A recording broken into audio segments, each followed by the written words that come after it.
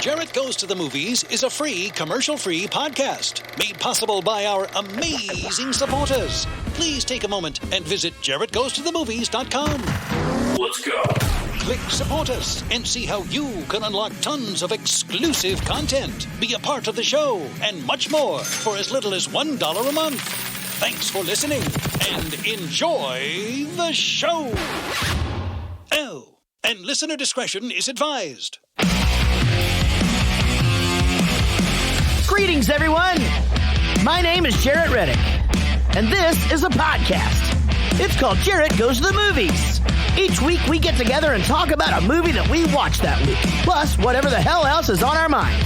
And we're glad you're here. I came in early. Hi, everybody. It's me, Jarrett, from the show Jarrett Goes to the Movies. Tune in next week when we're here doing the exact same thing we're doing today, talking about a different movie. Hi. This week, we're talking about The Jerk. So much is... While we still try to figure out all of the ways that computers work. Man, so much has happened since we were all here last. I mean, we got a few episodes ahead because Sean had to leave town. But before he left town, it would not have been good had we not met live at Lava Cantina and had another session with our good friend Anthony Michael Hall. 2 days before he has some shit go crazy on TMZ for shouting at some people, some motherfuckers, I guess. Was it something you said to him? This is what I got from Chris Burney. Chris Burney from Bowling for Soup texted me that morning, and he was up early, and he goes, "Well, way to go. You broke Anthony Michael Hall."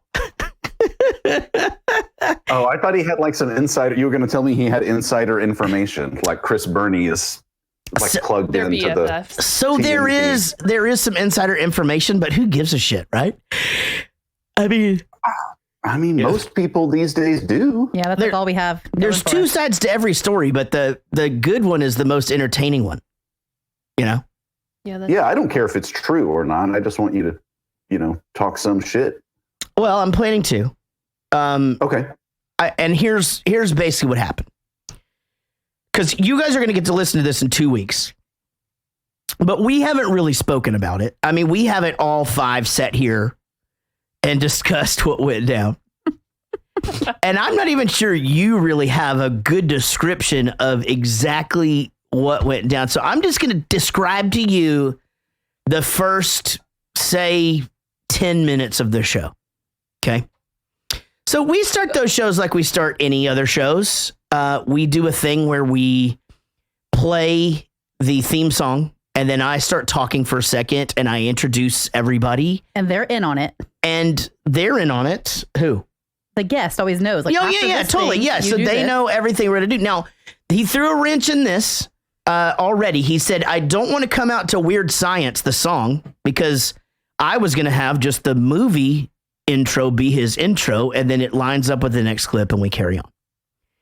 But he wanted a Led Zeppelin song, which you know how happy that made me, Eric. You're the world's foremost Led Zeppelin expert. Which one did you choose? I mean, I collect memorabilia. No. Oh, yeah. Oh, no, he had one picked out. Yeah, he had it picked out. It wasn't just Led Zeppelin. It was the Led Zeppelin song. So I'm doing my spiel and my talking, and I'm about to the part where I'm going to start talking about him, and just this voice starts talking on the PA. Like, they've already given this man his mic. Now, not only that, he's not where he's supposed to be. We have a place where we put him every single show. They start from the same spot at this gate, and they come in. Well, he wanted to run through the crowd, apparently, which is fine, except we're in the middle of a fucking pandemic. And plus, we kind of have a thing that we're doing, and he's done it before, So Eric, he kind of just talks over me a bunch, and finally I'm just like, okay, fuck it. Here's Anthony Michael. And he comes out, and first of all, I'm not making fun. He was great. He was gracious, and I'm really hoping we get to have him back. Secondly, there's no possible way he listens to this fucking show, so we can probably say whatever we want. But he comes out with these. Okay, so you remember the first time we had him on, right? Suit, really just well put together and just like talking almost quietly and like, well, I see why you asked that question, Jarrett. I'll tell you very what. thoughtful. Yeah. Okay, that guy didn't show up. He wasn't here. No. Oh no, he wasn't here. Anthony Michael comes out with arms raised in the air, throwing hats and shirts at people and talking about Donald Trump and running around doing a victory lap. And then he ran the opposite way of where we were and ran up onto the stage. And is like looking around like where's and then he the just big stage, the big huge stage one, and he's empty. we're stage. down on the ground on some couches. he's on the mic going, "Where's Jarrett? Jarrett, where are you?" I'm like, "I'm down here sitting where you're supposed to be, buddy. Come on down when you're ready." You know. And I was getting a few text message updates from Sean throughout some of the early portions of this, and then the next day I had a lot of questions. Yeah, because there seemed to be a lot of red flags, and so then we spoke briefly. But then I texted you and I was like, "Hey, how'd the show go last night?" And you're like, "It was fucking great. It was probably the best one we've ever done." It was amazing in that he was extremely forthcoming for whatever reason.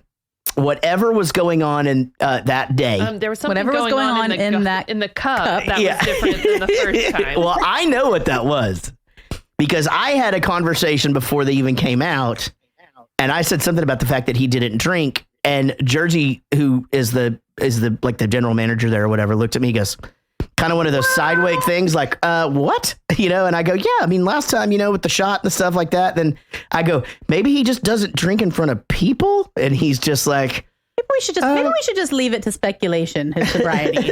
No. Hold on. Listen, I'm not getting anywhere. I'm not saying anything. I'm not saying what was in the cup or anything. Yeah. I'm just saying that whatever, he was very excited. And he was running amok. It was very Kanye SNL. I mean, back in the day, he came out going, Sean, Trump 2020, giddy up. Giddy up. Kept saying giddy up. And I'm like, is this because we're in Texas? Like, should we be offended? A little Tom Cruise on Oprah's couch. Yeah, a little bit of that. That's how Sean described it to me, was like that, but not as funny. Well, I found it hilarious, but so a thing happens when the flow stops, like I will tend to I'm trying to reel it back in because I'm there for him just as much as I am for the show. And I'm there for the people who are listening and watching. That's my job, right? Is to make this to where we all gather around and then every once in a while we all talk about the same thing. That's what my job is. Well, I had a hard time doing that, Eric. I would ask a question and he would answer the question that I asked him before.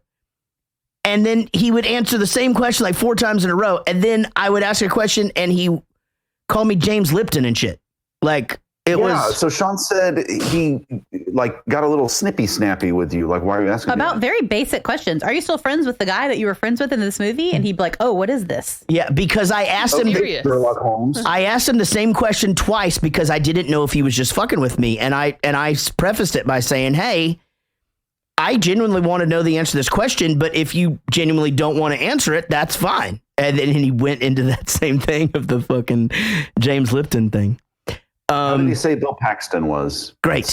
Yeah, everybody says Bill Paxton was the best. And I don't want to talk too much about what he specifically said. I will just say this. If you're listening to this episode right now, you're going to want to listen to that episode because we did get a couple, I believe, exclusives. I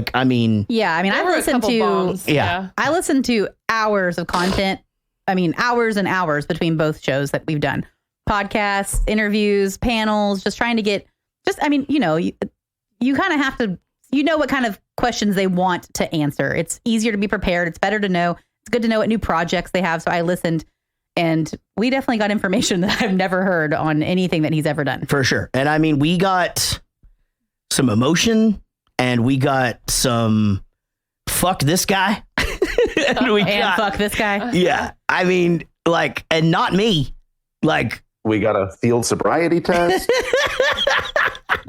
Man, okay. Again, I don't know. I mean, I do, but fuck, I don't care.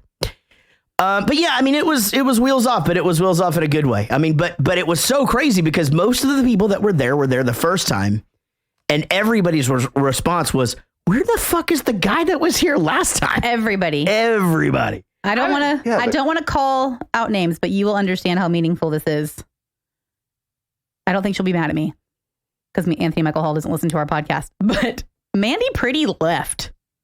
Oh, that's right. That's a big deal. She's like the most like just hauled ass. Yeah, I think she had like a night out. She's probably like, fuck this. Yeah, I think she was just kind of over it. Which then I think she missed a lot of the really good information at the end. But like that's a bit, I don't know, that's a telltale sign of like, shit's wacky. I mean, I got him reeled in, and we made it through the show, and the show was great and funny, and he was insightful. It's just every once in a while he'd do something fucking weird, like take his shoes off and put them up on the table. And maybe he's having a fucking bad day, or maybe he's having a crazy day. Listen to me. You don't have to. I'm just saying to like the listeners. But I can say that, but it's worth listening to, and there really is more. Some of it's just like, what the fuck? And some of it is like, wow, that's really interesting and meaningful. It was great fun. And I do hope there is talk of him coming back to do 16 Candles. And I hope that happens. I really do. Because that is one of my favorite movies. And I do love the insight that we get. So, and hopefully this time he isn't coked out of his mind. Just ask him to wear the blazer. Maybe all the power was in the blazer. Well, that's what we just need to guide his outfit choices, his wardrobe. So he could just wear a blazer. I mean, it was like we had really nice shoes the first time. We like really nice blazer Anthony Michael Hall. Yeah, let's send him 2 pictures and go like, okay, the sweaty one loaded up in his own merch so that whenever the scene changed, he could take off his shirt and have one with a different phrase on it underneath it. Yeah, maybe not this one. Maybe he was like Date Mike on The Office. Date Mike was the shit. Yeah, Date Mike with the backwards cap. No, okay. Well then, I gotta get to the office. By the way, I gotta get to the office. So with me as always is Eric. Hey, buddy. Hi, man. Do I look more mature and distinguished now since the last time we talked? You look really good. Tell me what's going on. You got like a professional haircut? I turned 43, dude. My birthday was over the weekend. Now I'm all like older and wiser. Why did I not know that? I thought it was Kelsey's birthday on Saturday. I invited you guys over. And I said I was trying to figure out if me and Casey's mom have the same birthday. Remember? Yeah, that was a whole thing. Oh, that was a whole thing. Like, well, mine's on Saturday. Didn't even pick up on that one. Well, happy birthday. You know what? Sean, I appreciated your text message that I got on Saturday. Oh, no. Wow. I'm not on Facebook anymore. You wouldn't know my birthday. Guess what? He's not either. Oh, yeah. See, how's somebody supposed to know? That's how I know birthdays. I'm sorry. You know how I know my kids' birthdays? They're tattooed on my wrist, That's Eric. true. He checks every time he fills out paperwork. Yeah. Oh. Yeah. So in Morse code or whatever. I guess I just missed the whole your birthday part of that conversation because you guys were being dicks to each other real early in the morning on text messages. Yeah. I don't know. No one was being a dick to each other. I just asked a question and I got a middle finger emoji back from Jarrett. Yeah, because I like send those to our kids whenever they say like, I was trying to have fun. I was having a good time. It didn't feel fun. Oh man, I am sorry. We couldn't have come Saturday anyway. I had this charity thing to do, and then I actually ended up going to bed at like 8:30 and waking up at 10:30 the next day. 7:30. He went to bed at 7:30 p.m. 14 hours of sleep. That is only for the young. You're too old to be doing that. Stop, young man. Well, how was your birthday? What did you do for your birthday? It was great. It was low key. We just I had Zoe for the weekend, so one of the nights we did a big movie night. Hey, have you guys with kids seen this Spies in Disguise? Yes. Yeah. Tell us, how did you feel about it? We watched that, and it was really, really good. Did you guys think it was good? We loved it. I liked it. Amy, you did not, right? No. I love how serious you're being. Like, no, I didn't. I almost fell asleep in the theater. Hey, look, the chat room's all just finding out it was your birthday too. See, look, everybody go. Yeah, hey. We loved it. We liked that guy, and then that girl was super funny, and then the little girl was amazing, and then and now I follow the mom on the Instagram because she's funny. She does like really funny shit. Wait, what? Yeah, the mom in that thing, like the mom of the little girl that he ends up with, the love interest. Oh, he's thinking of I think you're thinking. He's thinking of the other one. He's not thinking about the pigeon movie. No. He's thinking about My Spy. Oh, I was thinking about My Spy. Oh no, I don't know what that is. Oh, the pigeon one with Will Smith? Yeah. That one's not very good. Okay. I thought I thought it was great. Yeah, I thought it was like that. it was cute. It was just a little boring in the middle for me. I almost fell asleep. I think I did, actually. I liked the dumb pigeon. I thought you did too. I think I dozed off in that. Well, I'm sorry that it felt like I deserted you on your own little island there, Amy. But yeah, I didn't like that one either. It's okay. I liked it. My lovely wife Casey is here. Eric, wait, are you going to say something? What are you going to say? They had a movie night.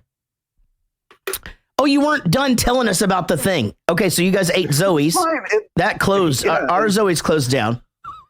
And then Friday night, my sister-in-law came over. We sat out back, and guess what we did? Drink beer and drank Fireball all night. Oh, goodness gracious. So that's the way it goes. Did you have to get up with the baby after that? I kind of wish I was hanging out because he was asleep at 7:30 and Everett was asleep at 8 and I was awake till 11:45 watching Riverdale over there. and kind of being a little bit scared of one of the videos. I realize it's for like fucking tweens, but it was kind of creepy. Oh, should have cruised on over. But yeah, it was really nice, little low key COVID birthday, like everybody seems to be having these days. That's like me and Amy, I guess, had the last bangers. yeah, we did. Yeah, yours literally closed out, right? Or yours did? It was mine. Yeah, yours. But hers almost didn't happen. And we didn't invite as many people as we would because have. the whole thing. Yeah. Yeah. All right, my lovely wife Casey is here. Hi, babe. Hi. So we forgot Eric's birthday. Yeah, I feel like a total dick. Yeah, I me didn't know. too. Yeah, I feel like you should have known and told me. No, I don't know birthdays. That's not one of my things. I'm gonna get a calendar. Yeah, me too. My grandma's been telling me to do this my whole life. I don't know why I don't have that in my phone. You need to have that in like your main profile, Eric, because that way my smart contacts just tells me. If you don't think I'm going to send a birthday card to your house every week for the rest of this year, you're fucking crazy. Well, I was like, last year we did karaoke and got shitty ass drunk, and you painted me a picture of Judge Judy. And this year, I didn't even get one text message. Oh my God, we suck. I was trying to figure out what I did. Oh, and I threw an asshole fit like the day before, and then I didn't. Oh, that sucks. That was all bad timing. Yeah, man. Maybe next year if I make it that long. So, well, I mean, so happy birthday, buddy. I'll make a bigger Judge Judy painting. Yeah, oh my God. For your mantle, because Kelsey would want that. I need a Judge Judy stained glass. We'll get portrait. you a Judge Judy coffin. You don't think I can pull that off? Like the Kiss coffin, you know? Judge Judy stained glass. Yeah. In a coffin? Portrait. We can figure that out. I don't know. Sean, how you doing, buddy? Hey, everybody. Was it your birthday too? No, because we have the same birthday. You guys do? Yeah, me and Sean have the same birthday. God damn it, man. I only know yours because it's right after mine. Yep. Well, now you know his too. So let me think about how I'm going to remember Eric's. It's a couple weeks after Casey's. 2 days after Shanna. The day before. 2 days after. Yeah. It's, what day? 2 days, because Shanna was. Oh, yours was Saturday and his was. Oh, yeah. Right. Man, we are dicks. We suck so bad. That It's the echo. fucking worse. We are dicks. Good Lord, man. Do you have a cake? I'm not ready for us to move on to the movie yet. I just want to continue to hear you guys Wait, talk about how old are you now? How old you are. That's what we're gonna do. I mean, and how? My face is hot. I feel terrible. Did you have any cake or anything? Did you get a cake, or were we supposed to bring that? I had cookies from one of those fancy ass cookie places. Ooh, I wonder if which one? Which one? We were just told about this one over the weekend. I don't know. I'll text Kelsey. I'll let you know. Oh God! Hey, when you text her, will you tell her next year to remind us when it's your birthday? You don't mind? So we can't remind you the Thursday before. It needs to be like. I swear to God, I thought you were saying we're gonna celebrate Kelsey's birthday or something. Yeah, it registered to me, and I'm just the asshole that knew it. I read it, and I forgot to text you on Saturday. God damn it, man! I'm gonna just come right out and say it. You didn't do it either. That actually does make me feel better. Because you know me, I'm all about Kelsey's in the chat. Cookie rack. Kelsey's got a rack. What? Cookie rack, she said. In the chat. Kelsey's got a cookie rack. Oh, there she is. Open one They in just Prosper. opened one in Prosper. It's called the cookie rack. Yeah, what are you? Oh, okay. Oh my God, that is the same place. Kelsey's saying they just opened one in Prosper. Yeah, so that's really, really, really good. So did it have like icing on it and shit? Oh yeah, thick, delicious, salty. Go on. Yeah. I like it. I like it. Off of my mouth. I owe you one, buddy, and I wish that we would have gotten to celebrate with you. Well, in 2021, we'll see what we can do. Right, we got this. Amy Pitzinger is here. Hi, Amy. Hello, everyone. And so Amy is in a completely different world, and is now an educator. She's gone full on educating her children at home, and so she's moving in with us. Yep, I want to run away. Yeah, it's the worst, and I hate it so much. Is Zoe going to school, Eric? Zoe is going to school because her mother makes those decisions. Yeah. Oh, I understand. I understand. I would have preferred she didn't. Yeah. I do find it weird because Zoe's mom just recently had a baby. I think that baby is only a month old. Right. Oh. And so it kind of surprises me that she would want Zoe to go to, a brick and mortar and then come home. What grade is she in? For the mom, does she have a... Maybe she hates that baby. Does she have a job? Oh, yeah, maybe she's like a baby. Well, her mom is a teacher at the school that Zoe goes to. Zoe's in 6th grade. Oh, okay. Okay, so she's got to go anyway. Yeah, she's got to go anyway. What the fuck, right? Eventually, she's got to go, but right now she's on maternity leave. So I don't know. It just seemed like maybe she could go back later. Yeah. After we kind of see what it's all going to be like. Although I guess all indications are things are kind of okay. Right? Oh gosh, that means it's going to be fucking fires and. I don't know how you know. We have a stinky germy school kid right now. Yeah, we have one of those, but I do understand both decisions suck for everybody. Yeah. I don't think that I really don't think it's good for anybody. I think it sucks either way, and everyone's doing their best. And Zoe's mom just probably doesn't like that baby very much. Yeah, that's what I think. That's okay. Yeah, didn't come out right. Was it born on your birthday or something? Because he thinks that your birthday I got him. last month. I made him laugh about one of his birthday jokes. I'm very happy for them.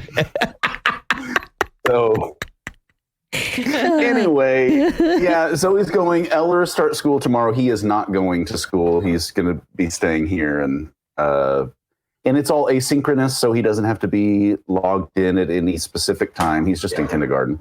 So I guess that'll be fine. Yeah. All right. So PJ school for him. Yep. Right? Yes. Well, yeah, we live our entire lives in PJs. Yeah. Yeah. And the same PJs that we were wearing yesterday and the day before that and the day before that. Yeah, totally. Yeah, we're all in the same boat. We're all in the same boat. Guys, little news, August 29th, which is this coming Saturday. So if you're on the live stream, this Saturday is going to be, and you're in Dallas, you can come see us. We're going to be back at Lava Cantina with Jason David Frank from the Mighty Morphin Power Rangers movie. Very excited about that. He seems to be excited to get here, so should be a lot of fun. So, and then you'll hear that episode later in September. Let's talk a little bit about how we support the show. That is through Patreon and our amazing Patreon supporters. New supporters, you get to hear your name right when you do something fun, like up your pledge from $1 to $10. Tim Trafton, give it up for Tim. Woo! Tim now finds himself in a world of perks. World of perks, ladies and gentlemen. This is a David Dooley and Woody Chambers production. Our producers are also Patreon supporters. They do include Ad Craner, Amy Pitzinger, Andy Smith, Ashley C., Brian Mason, Brian Dunning, Shell Ordway, Chris Cranfill, Chris Jacobs, Daniel Cotton, David Dooley, David Murray, Denny Chambers, Derek Smith, D. Snuts, Diane Small, Don Petretta, Emily Parnell, Gage Strickland, Gareth Roberts, Geraldine Darling, Gregory Cordone. Sorry, I got a hiccup. Greg Lee, A Hangover You Don't Deserve podcast, Jared Spear, Jason Ellsworth, Jeff Yeager, fucking Joe Barlow, Joey Bishop, John Gickler, Joseph Richards, Josh Millman, Kate Etro, Katie Gardner, Kim Murphy, Kirsty Fisher,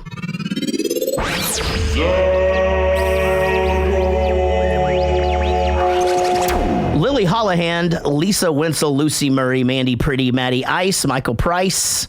That's a cool little thing that happens there.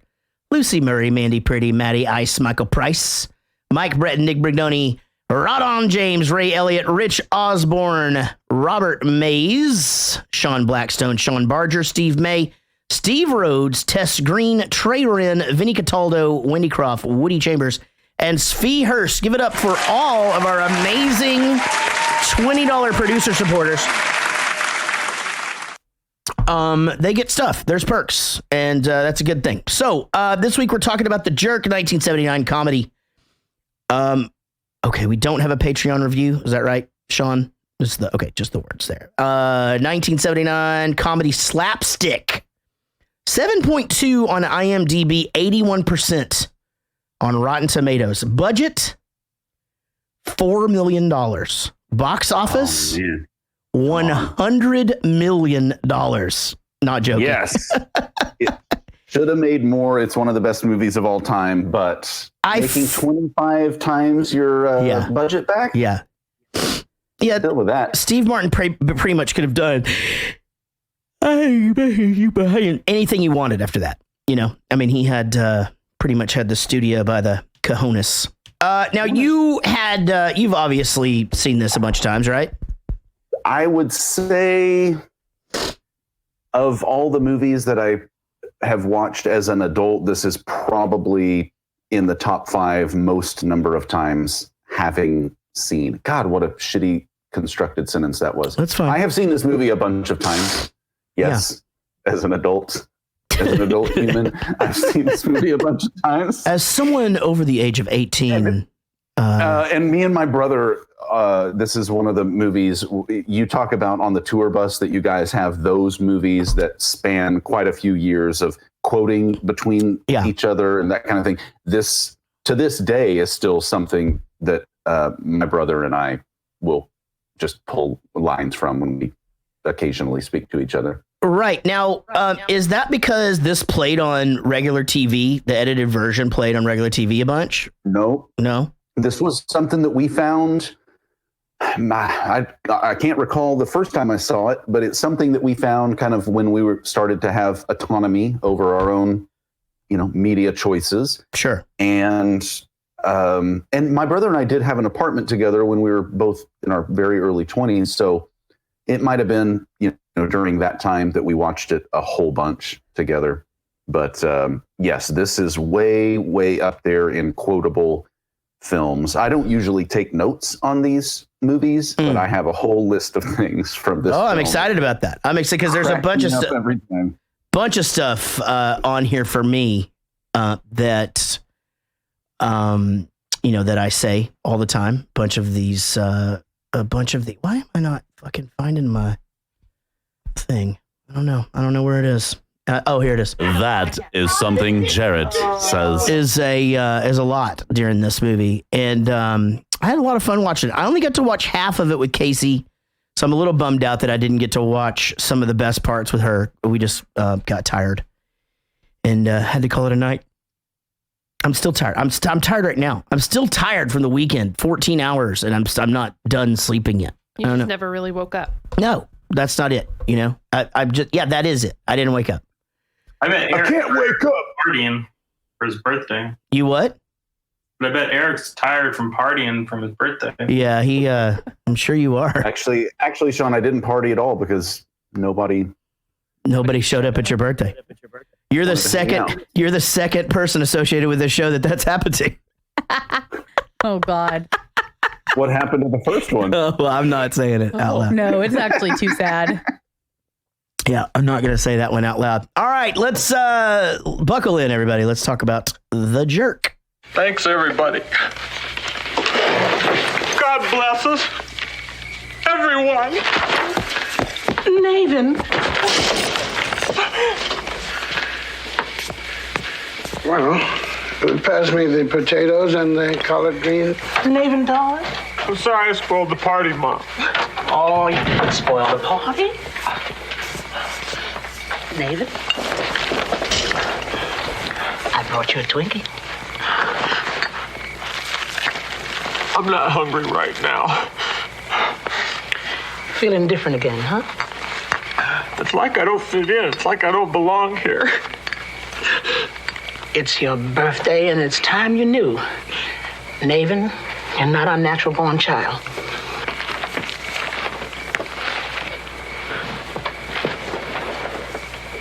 I'm not. You were left on our doorstep. But we raised you like you were one of us. You mean I'm gonna stay this color? Nathan, I'd love you if you were the color of a baboon's ass. Oh, man. I mean, it starts off with a bang. Yeah, it does. It's just when he pulls up and they're just like, who, me? I'm a jerk. Want to hear my story? I was wondering if you guys were going to pull that clip because the first part of it, when he's supposed to be drunk, he's talking with this kind of drag, and it made me want to yawn. Yeah. The entire time. Oh, it was right. almost like he was pre-yawn, and I was trying not to. It was I had to tell sometimes people just oh my gosh, like that, yeah. and it's like she just yawned. Oh, you did it! Oh God! Goodness. Holy crap! trying to get your yawn out, but the more you start talking, Stop doing Can't that! get it out. Stop it! Just like that. There. Thank you. It's perhaps the greatest beginning to a motion picture ever. I was born a poor black child.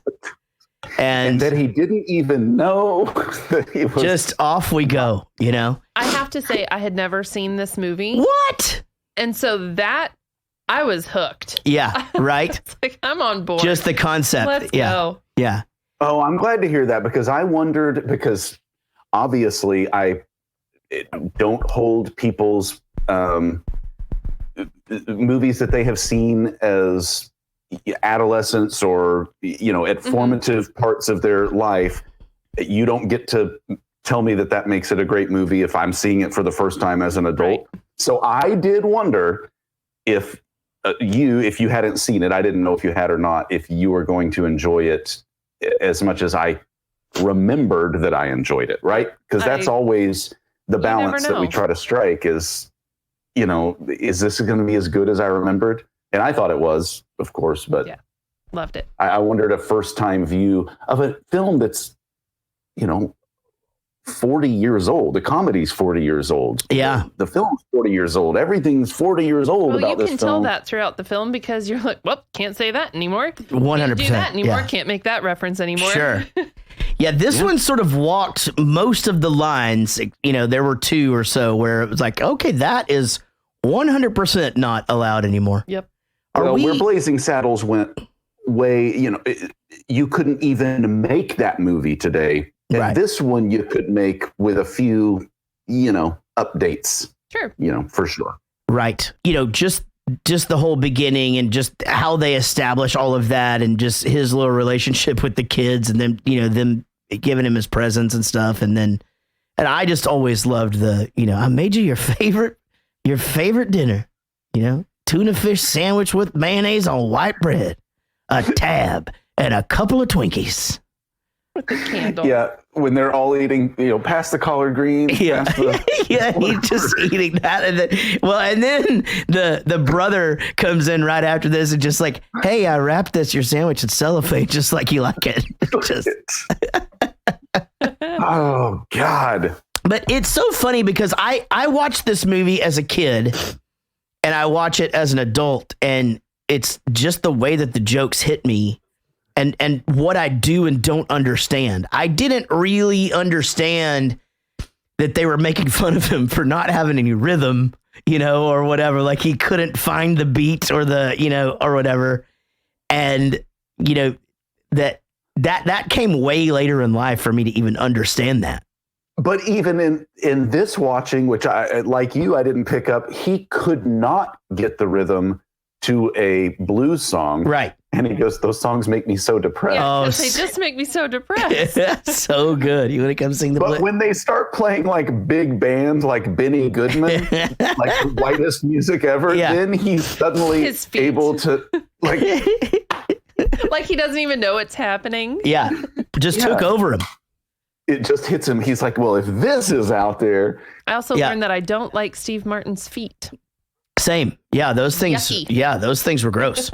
Yeah, they were. Like there's like something happening on his big toes. Yeah, get a foot double or something. Yeah, that was not good. Like in the bed with him. Yeah, you're gonna have to figure that out. Right, like sit on your feet and then just this guy's y'all gonna never done that you. where you.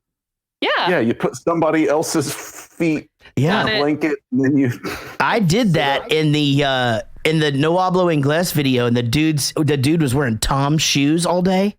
And his feet came up by my face, and I almost threw up. Like it was terrible, terrible, terrible, terrible. Do people still wear Toms? Are people still woke and I still wear have Toms? Toms. I don't wear them. But often. wasn't the thing like you were woke if you wore Toms, then you were woke if you didn't wear Toms? Because like, mind you, don't fucking fact check me, but the thing was like, if you bought a pair of Toms, they would donate a pair to like, somewhere. Right, but it's not the same shoes. It doesn't matter. But apparently, what was happening was like they would give all these shoes to people. This could all be bullshit. Just this is what I heard, that they would give all the shoes to these people, and then like people would come in and like fucking rob them and shit and steal their shoes. And then other people, they were saying they were like, you know, they had built up all these calluses and stuff on their feet and all these things. Then people were getting sick whenever they got whenever the shoes ran out because they were getting, I could see that. People will find a way to complain about anything. Oh, I know. Sure. And but yeah, they would make a shoe delivery. Then apparently people were just getting fucking robbed and murdered over these shoes they were getting delivered. So it wasn't until really this viewing that I put together that the late, great Carl Reiner was the director. And the other thing that I did not pick up on was when he's hitchhiking in front of the house, the guy that picks him up, that's Rob Reiner. That picks the guy going to the end of the fence. I honestly thought those were the same people. I know now that they're dad and right. son.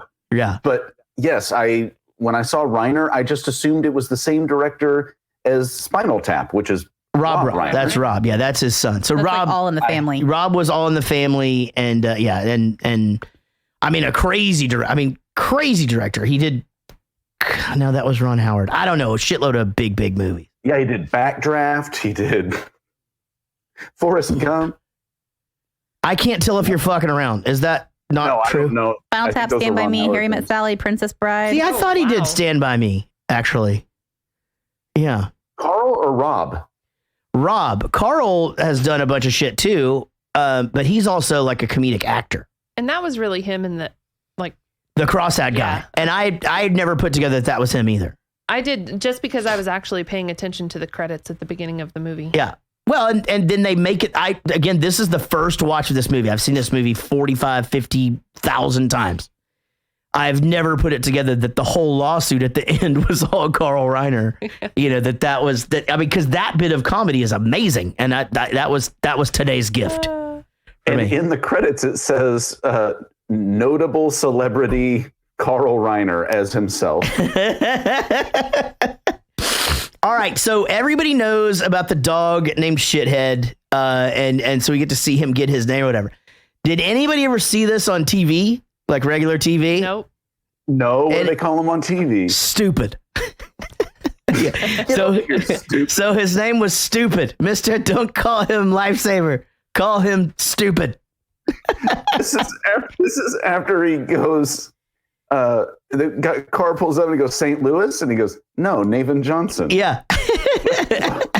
Just such a throwaway. No, are you going to St. Louis? Oh God. Yeah. So with hitchhikers, do you guys ever see hitchhikers anymore? Like just driving about? Not a lot, but yes. I've definitely seen more hookers than hitchhikers. Ooh. Doesn't this feel like quicksand and some of the other things that yeah felt like we're going to be a bigger part of our life, right? Like growing That's up, a good point. We were just picked up a hitchhiker. Me and Casey were actually Everett was watching the real life action Dora the other day. Oh yeah, which is not that bad actually. It's a good movie. I was really surprised. It was pretty funny. I was entertained. It was pretty funny, and so me and Casey were kind of both half paying attention to it.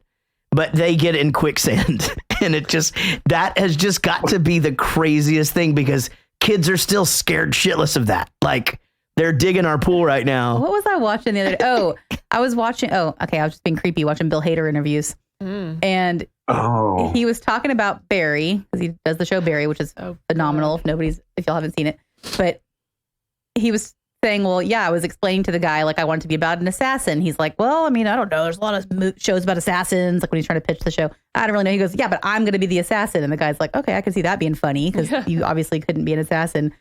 And he was saying like an assassin, like that's so fucking stupid. Like it's like one of those things like dog catcher. And he was like, it's just one of those things that like isn't really a thing, but it's like, right. But it's in so many things. And I was like, fucking dog catcher. That's such a quicksand. I haven't thought about a dog catcher. That's such a quicksand mirage. Yeah. dog catchers. We really thought those would be everywhere. Net. Yeah. Catch a dog with just out there to fucking get your dog and keep it forever. Totally. Yeah, I did think that was a thing. What was the big movie that I saw as a kid with like a scary dog catcher? There was 101 Dalmatians. Yeah. Scary. Was it that weird one that we went and saw and they were like cupped the dog's balls? Because that was the worst. Oh my gosh. What movie was that? Okay, I didn't see that. Yeah. Oh, people were really pissed. And I was like, well, they kind of do that. Oh, that was the life of where he does the dog show or whatever. It has what was it probably called Best in Show or something. No, that Show was Dogs. a wonderful movie. Show Dogs. Yeah, wait. Best in Show is awesome. Yeah. Don't tell me that's terrible. Show Dogs. Okay, 16% Rotten Tomatoes. Show Dogs. People got mad because they were saying that it was teaching grooming behavior. And there was no consent from the dog. Well, and there was a lot of focus on grabbing this dog's balls. Like it was like a whole montage of like grabbing this dog's balls. Montage. Yeah, it was. Yeah, I mean, and that dog was probably stoked. Right? I think I know just what we need. I don't think so. Jarrett, we have a question. This just in. Sorry. What is your favorite beer to drink? Mine? How could anybody not fucking know that already? I don't even drink beer. I just drink Miller Lite. Oh. Yeah. Burn. Exactly. But tonight I'm drinking wine because I had too many beers this weekend. I need to take another break. I saw you muscle that box of wine up over your shoulder. It's kind of hot. Yeah, my shoulder's feeling better, buddy. Yeah. Yeah. Yeah. It's kind of like pumping it. What, this one? This box here? Pump it up. It's funny. The drunker I get, the lighter it gets. I can't figure it out.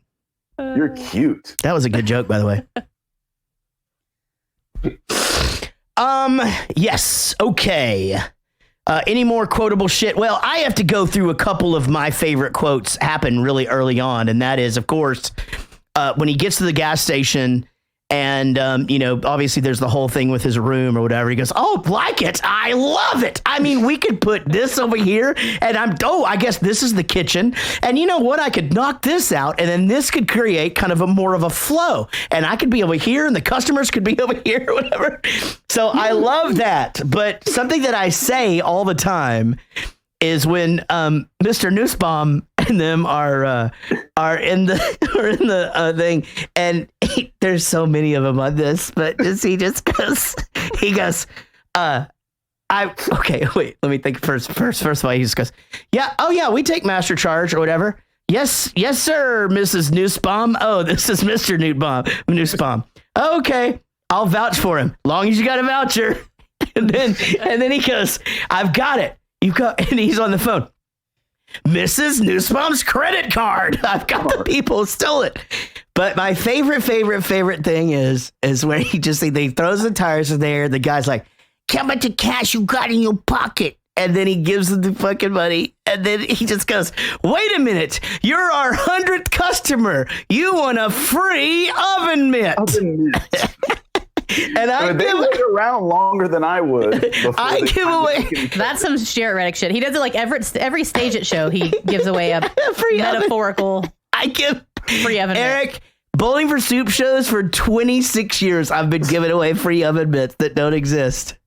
Oh, it's just so funny. Good. And then I would know that if I had ever been to a Bowling for Soup show. So, Amy, this was your first, and Casey, is this your first time to see it too? Yes. Okay, so you guys know the new phone books are here. The new phone books are here. Had y'all not ever heard that line before? No, and if I had, I didn't understand it. Oh, man. I mean, because to me, even Jared Spears said this earlier. There's just like the new phone books are here. The new phone books are here is kind of a thing or whatever. But can I just ask preemptively, were there any quotes in this as you watched it where you go, oh, I've heard people say that before? No. Just Jarrett. Yeah. I live with... Yeah. Well, and I'm pretty sure I've heard him say something, but I just didn't understand what it was from, so it didn't stick. You have definitely heard me say, well, probably things are going to start happening for me now. But there's another really big one. We'll get to it. It's the biggest one. Which one? Right up. He hates these cans. Oh, yeah. Y'all have got to have heard he hates these cans. Yes, I've heard you say that. Right. Probably. God, it didn't stick with me because I didn't understand the reference. And then I just fucking love the, damn these glasses. I damn thee. That was like a really big deal. Like that's like junior high Jarrett right there, just waiting for somebody to be like, "Damn it, I damn thee." Yeah, that's something Thirsty. That I want to pick up. Hi, Thirsty. I'm Dad. Oh, there you go. Right? It's the same joke. I was back there thinking, what causes glasses to slip on and off? And it's because when you take them on and off, you're always putting pressure on the frames like this. It causes them to spread. So I put a little handle right here in the center, and it puts the pressure on the bridge where it belongs, just like the tie rods on a 72 Buick. Plus, I put a little nose brake on them here to prevent slippage. Try it. Use the handle. Well, I'll be. It worked. If I can develop this gizmo, I'll split with you 50-50. Okay. How much are we for the gas? I got a truckload of shit to sell. $26.41. That's a triple dicks. Keep the change. Wow, thanks. That clip was edited funny because he goes, "I make a lot of money selling little shit like this or something," and then he does the thing. But anyway, fucking, this is where the hates these cans comes up. And it's funny that the whole setup of this just ridiculous looking pair of glasses with the nose break. Well, and this guy's supposed to be a complete idiot, right? And then he goes and it's not welding, but it solders together this little solder. Yeah. Right. He's like, oh yeah, the pressure is supposed to go here. I mean, he's an idiot, but at the same time, he's this like really hard worker. When he hires him, he's just like going so fast that he's going to give himself an aneurysm, And I'm like, if you're getting paid $1 an hour, work a little slower. Yeah, be there more hours. Right, bring it out. This adding a thing to the glasses instead of just going to get them adjusted reminds me of my grandfather. Rest in peace. He bought a brand new truck, like when he was old, like in his 80s, and it was nice, like Chevy Silverado, pimped out. But he drives it home from the dealership and just hears a rattle, like in the whatever this piece is, where your door opens between your windshield and your door. This piece. Does anyone know what I'm talking about when I say this piece? Like the next to the door. Door opens and the windshield's here, but you've got this piece. Oh, sure. There's a rattle in there. So he just goes to his shop and gets 2 pretty thick screws and just right into the thing because it's fixed. Yeah, and now I don't have to worry about it. Brand new truck. This truck had 18 miles on it. Yeah. That sounds like something I would do, or duct tape. Yeah. Yeah, just big bolts sticking out of both. Okay, well. Yeah, it's like when you get a new house, you're like an old dude like that is going to be like, okay, man, we got a lot of stuff to fix this weekend on this. And no, you shouldn't be touching anything. So yeah, there's the. So he escapes and goes to the carnival, and then this guy who was totally okay with murdering someone. Wait a minute, you can't get there yet. We're not to that point yet. We just watched the cans, I thought. Yeah, but that part doesn't come up further. So basically, he runs and ends up like on some carnival thing or whatever. That's what I mean, but the guy wouldn't follow him into the area because the sign said carnival personnel only. That's right. He's such a rule follower. And you're right. He was just so angry about it. Like 4 minutes ago he was shooting from a hill and he just yells at him. He's not carnival personnel. What a tattle. That's right. Well, and then the greatest letter home ever happens where he's just like, I'm really excited. I'm finding extra work or whatever. P.S. Is grandma still farting?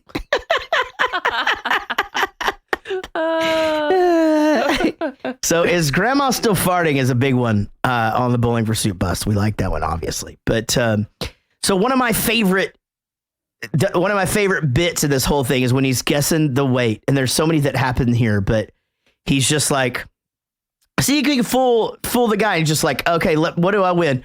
Well, you can have anything in this area, anything below the pencils, but not next to the picture frame. Basically, thimbles. Anything in this little area, but not the chiclets. The erasers is pretty much all you get. Yeah. And the dude comes up and okay, this is another one that I say all the time. The dude comes up and he just like, how's it going? Well, I've taken in $15, but I've lost like however many prizes. You've taken in $15. You've given in 50 cents worth of crap. And he just goes, oh, it's a profit deal.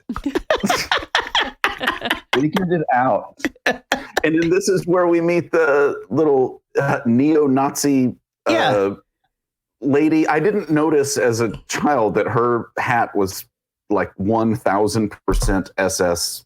I didn't notice that either. No, I didn't. Yeah, either. Big time. And then she goes, let me guess your weight, and grabs him by the neck and goes, wow, you're really trying to be accurate. Yeah. This will be very interesting exercise for me because no one ever wants to guess my weight. I was saying tell a lot about a person by the way they live, and I can tell that you are a genuinely dirty person. I couldn't not look at her armpits. Yeah, exactly. What was going on? Well, was it that like the stubble was just so dark, or what was happening? Oh no, it's just hair. I think it was just full on bushy hair. Yeah, interesting. Yeah, the only one that can get away with that is the 99 Luft Balloons, Nina. That's it. And girls from Colorado. Now, the other one that I love here is give me a bite of that corn dog. What about germs? She goes, our child right now about everything. Germs. And she just goes, put a rubber on it. It's just like, I don't know. He's just so just so innocent the whole time. And Casey, is this the reason that we can't do Borat? Is because we'll just end up with an episode where you Jarrett just quote it the whole time? Yeah, this is what happened during. Anchorman. Anchorman was just Jarrett saying quotes from Anchorman. And so I texted the group the other day because one of my coworkers said, "Have you guys ever done Dumb and Dumber?" And I was like, "Oh, I'm sure they have." We haven't, but I don't think. Right, and we haven't, but it will just be. It'll be for sure. I don't know why I feel like we did. I don't know why that's so weird. Maybe we did. Maybe I'm thinking of like Ace Ventura, and I'm just getting it mixed up because we might have. I don't know. I just know that like I feel like that's all this movie is just little quotes. In fact, Jared Spear said that earlier. He's on 5 Questions. He goes like, every line is just a different bit or like a gateway to another one. I get how it happens. It's a one-liner movie. How are you not gonna? Well, then he writes home and he's just like, so now Patty has finally shown me what my special purpose is for. And I should be able to send more money next week because Patty has promised me a blowjob. And his poor brother is just fucking dying, right? That was like a genuine thing. For sure. It had to have been. I don't think that was supposed to happen, but like you wonder if like maybe the grandmother. No, the brother, that same character, whenever in the beginning, whenever Steve Martin was dancing, was doing the same thing. He like couldn't hold it together. That's how I felt when I saw him on screen. I was like, no, this is a genuine And break. A few times Steve Martin would make like eye contact with him during something. And I'm like, he's just fucking with this guy, like trying to get him to break, I bet. He's just so, he said, she promised me a blowjob, and the dad is just like, that Patty must be a special girl. just think that they're so excited. Oh, man. But yeah, he and then she talks to him about the tattoo on her ass, and he goes, yeah, so I noticed that under the other scribbled out J, so this is so nice because I'm in the phone book, and then there's then your ass, which I would think probably more people have seen that than the phone book. So then right after this, we get the little train scene, which I think is funny, but weren't, at least in the movies wise, weren't the 70s like the golden age of children like wearing weird shit? Like this kid's wearing a bullshit t-shirt. Yeah, when she said, he's little and blonde and wearing a shirt bullshit. And I'm like, what? Well, after this movie came out, you would just see random kids with shirts that said bullshit. But what does he say? He goes, no, but I had a little girl here earlier that said, her shirt said, oh, fuck. Yeah, I can't think of it anyway. It's life sucks, let's party or something like that. I think it's life sucks. Yeah, that sounds right. Someone I'm sure will tell us if we're wrong. The fucking how he ends scenes is so magical just because how he's obviously completely enamored by her, And he goes, would it be too much for me to ask for a kiss? And then bends down and kisses the little boy. It's you. I hated that. Dave & Buster's with that little kid. Oh, That is fucking exactly what I thought about, dude. That is fucking exactly what I thought about. Yeah, for those of you who don't know the story, well, one time, Casey, you want to tell it? You go ahead. You take this one. One time, we used to go to Dave & Buster's all the time back when we were allowed to go places.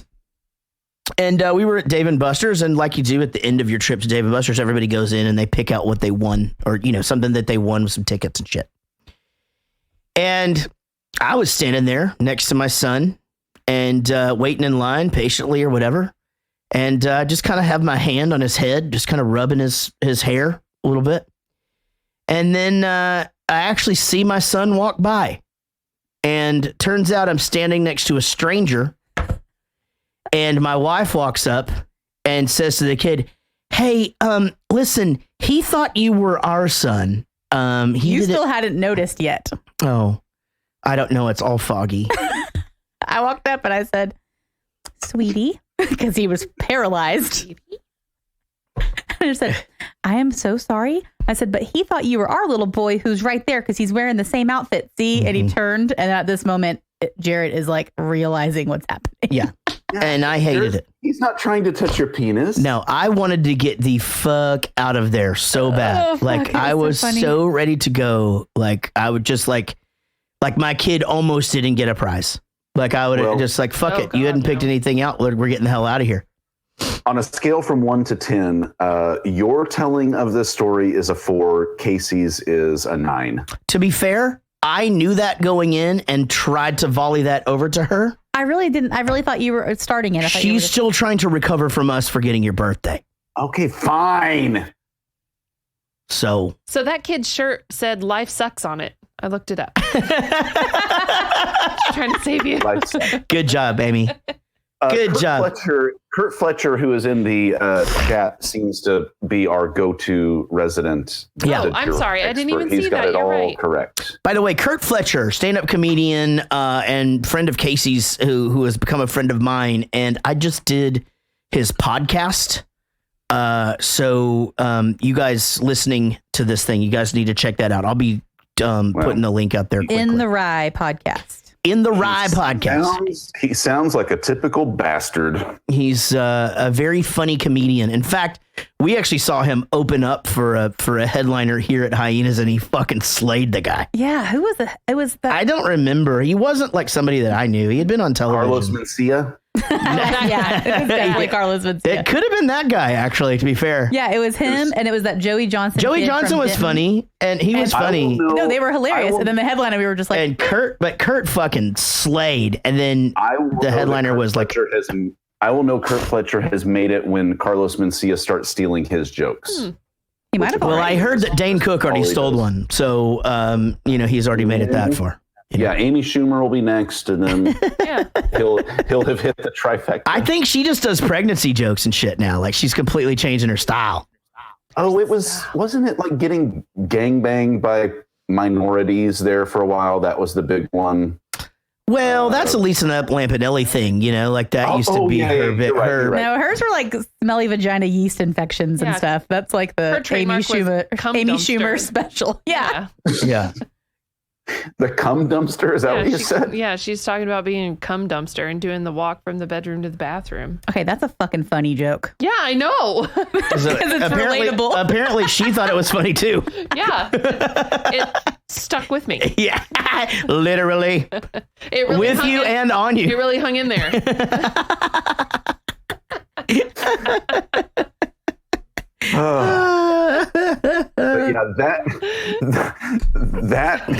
Is it too much to ask for a kiss? Oh God, so good. And him just leaning down. Yeah, it's a top 3 in this film. Well, Amy Markle said she grabbed a child in the haunted house to protect them, thinking it was one of hers, and it was actually one of the actors. Oh my God. Oh no. Dude, I had a friend that, not being a dick, actually punched a dude in the face at a haunted house just out of react. The guy jumped out and he just fucking punched the guy in the face, and like, we had to leave. Yeah, weird thing that happens whenever you go through a haunted house looking like you should be at an Insane Clown Posse concert like I did growing up in high school. Yeah. They just talk to you. Had a guy go, "Hey, we're wearing the same pants." I was like, that might freak me out more. Cool. Hey, when did you get hired? So I don't, topic? Yeah. You guys are going to think this is weird, but I don't like haunted houses. I don't like Insane Clown Posse. And, weird. Okay, so we're on the same page. And but I always think that Slipknot's like a gateway band. I'm only made it that far before I turn. That is around. not even a fact. You cannot say that the fans don't. They do not share fans. Do not act like they do not share fans. But Slipknot, everybody likes Slipknot. I'm just saying, it's like I got that far. Okay, find out. Vinny's got to be in the chat. Let's ask him. Vinny, likely. Vinny, whoop whoop. Vinny, question mark. Vinny, whoop whoop. What does that mean? That's what you do if you're insane. If you're a wicked clown. Whoop whoop. You do it like this. Oh.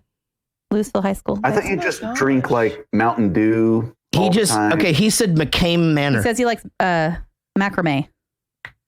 Macrame. Is that the art of gluing fabric? Paper mache. Puppies? You don't glue them to puppies. Love that. Oh. ICP from Detroit. You know who said that? Guys, y'all got to tell us an answer. I can't spend too much time in the fucking... Okay, he's being silly. I can't spend that much time in the chat. Nobody gives a fuck about that if they're listening to the thing. So you got to either answer the question or not. Clarissa James fucking hates haunted houses. I hate them too, actually. I do too. I fucking can't do it. I don't like things jumping out at me. What? I don't mind suspense. Fago Pop is Insane Clown Posse. Okay, I don't understand why they can't do Rocky Horror Picture Show the right way, but they still let Insane Clown Posse do anything anywhere. I think it's the amount of money that those two things bring in. Yeah. So remember my Guar fail? Didn't you have a T-shirt or something? Yeah. It's kind of the I don't know what it is. It's kind of the best. It's the best Guar fail of all time. And Guar is so considerate for alien metal bands. So I bought one of their shirts, and Jarrett's like, me and you were watching them, but from afar. No, and you wanted to go up, and your shirt was Gabe white. Came up to me. I bought a shirt. Gabe a white came up to shirt, you. Okay. and he just goes. I mean, it's Warped Tour. I'd seen him a couple times, but I bought the shirt that day because the line wasn't crazy long. And he goes, "You bought the white shirt?" I said, "Yeah." He goes, "Go make it blue," because they make everybody blue, and then they squirt blood, and they do all the stuff, right? Because it's Guar and it's crazy. So I'm like, all right. So I go up to the front, I like fight my way through, and I just hold that thing up. I mean, I get sprayed like completely. Like, I mean, my hands are stained, my feet are stained blue for like 3 days. And it's like, it's awesome. It's tie-dyed, it's blue, it's red, it's all these things. It looks really cool. The bus driver lets me put it up in the front of the bus to like bake in there. And I'm like, this is going to be fucking awesome. I'll have this forever. I washed it. It was mixed in with my like tour clothes. So I just threw it in and washed it. Seriously. Nothing left. Like the most washable substance. It was stained on my body, but it came out of the clothes so easy. It is just like whiter than anything I own. Like just chalk. It was just chalk. Yeah, and I was like a blue person for like days on Warped Tour. Yeah, I think I thought that this ended up with all of your clothes were blue that were in the laundry with it. But now I remember. No, everything was. You can't turn black blue. It's very washable. No, but something did happen with fantastic. I mean, we had the red shirt come home one time and make all of Everett's clothes pink. What shirt? I don't remember. Some tour shirt or something. Never mind. Sorry, Eric. Why'd you fucking lead me down that road? Anyway, so if you're seeing Guar and they're squirting and you said, I like this shirt, it's okay. Get in there.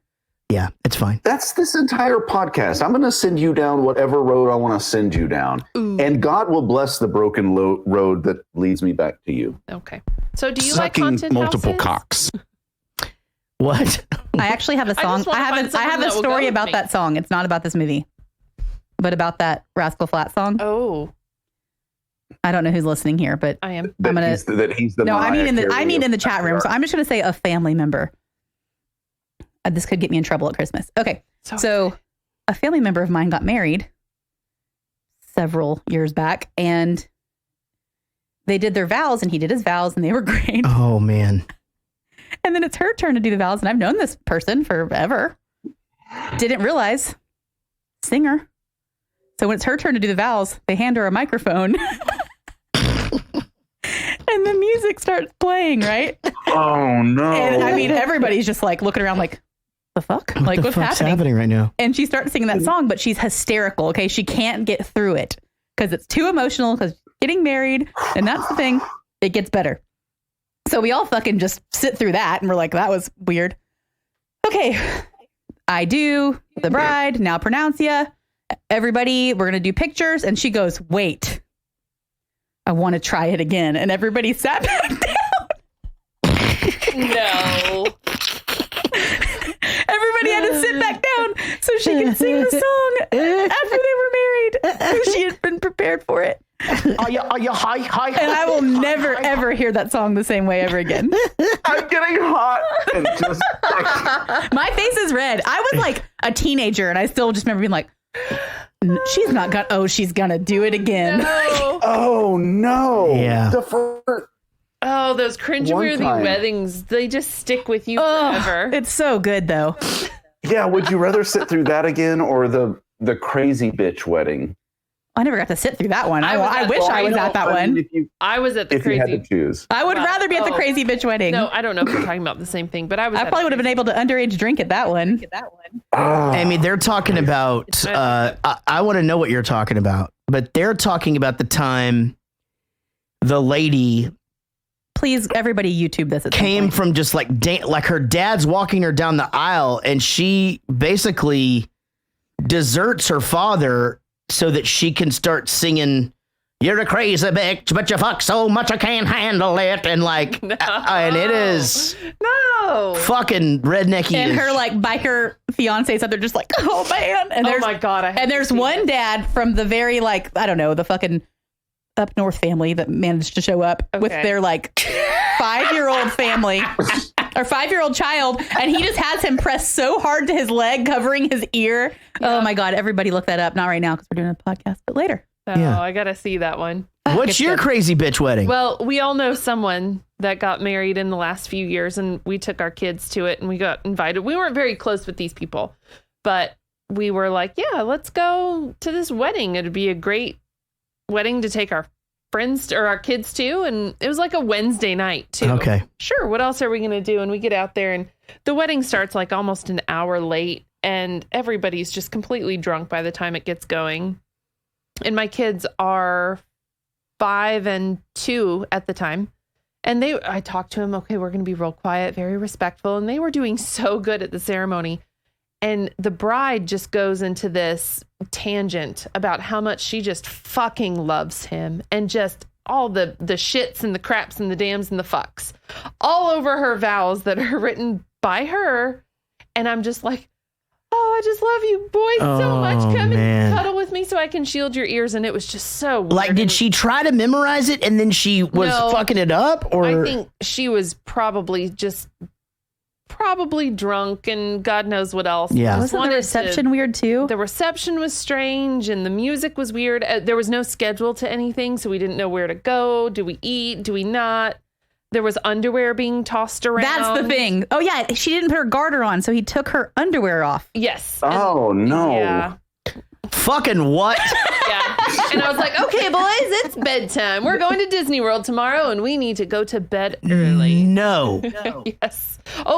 Yes. There was so much. And God knows what happened after that, because we left at the beginning of the reception, which felt like the end. And it was a quote unquote kid friendly wedding? Oh, yes. Oh, yes, yes, yes. Dude, their kid was probably in the wedding. Their kid was in the wedding. I mean, I think there's a time and the place. You know, it's like, I don't know. I swear in front of kids at my shows because you know you're coming to my show. Yeah, but that's different, though. It is different. Yeah. I'm just saying, like, you don't take somebody's underwear off, like, and throw it. I mean, did he do it with his mouth? Was it one of the teeth things? I want to say yes, but I don't know if that's because I'm just making it worse. Yeah. Okay, I need a longer shirt. Let's go ahead and start the game. Joey is back. Let's go ahead and play the game before we lose Joey again. Jesus Christ, guys, get Joey in there before we lose him again. I don't understand why that's not working. Super weird. God, that pisses me off. I don't know know why shit just doesn't work. All right, guys. Welcome everybody to your game of 5 questions. And are everybody writing down tonight? Yes. Awesome. New notepads are on their way, by the way. Not necessarily on their way. They're in my house. And the box is heavy as fuck. But anyway, those are coming soon. All right, guys. Good luck to you all. Question number 1 will, of course, be about the movie The Jerk. In the movie The Jerk, Steve Martin is offered 3 pieces of advice when he is off on his journey to go and find and see the world. Those bits of advice are: the world loves a working man, don't trust Whitey, and what? What is the 3rd thing that he is told to remember during his for his journey? Don't stop believing. Hold on to that feeling. I got into fucking won't you stay? Or what's the song that I did? Walk like a man. That was it. All right, guys, I'm going to go clockwise, starting with the lovely Lucy Murray. Lucy, what did you say? See a doctor and get rid of it. All right. And then Jared Spear, what did you say, sir? I'm mad because I can't remember. Okay. And Joey Bishop, are you with us? And what did you say? Yeah, I couldn't remember exactly, but I got throw it away. She did not even like the movie, ladies and gentlemen, and got it note for note. Lucy Murray, everybody, with see a doctor and get rid of it. I can't play applause. I mean, it's just not working. Just maybe the volume's down? Could that be it? Let's see. Add it in post. It's okay. Yeah, we'll just put it in there later. Yeah, let's just not mention that it's not there, and then I'll add it, and then it'll be like it's there. I think it's funnier when my shit's not working. You know, that makes me laugh. But it would be funny if you put it in and then so I'm talking about it not being there. Hey, did you trim your beard, Sean?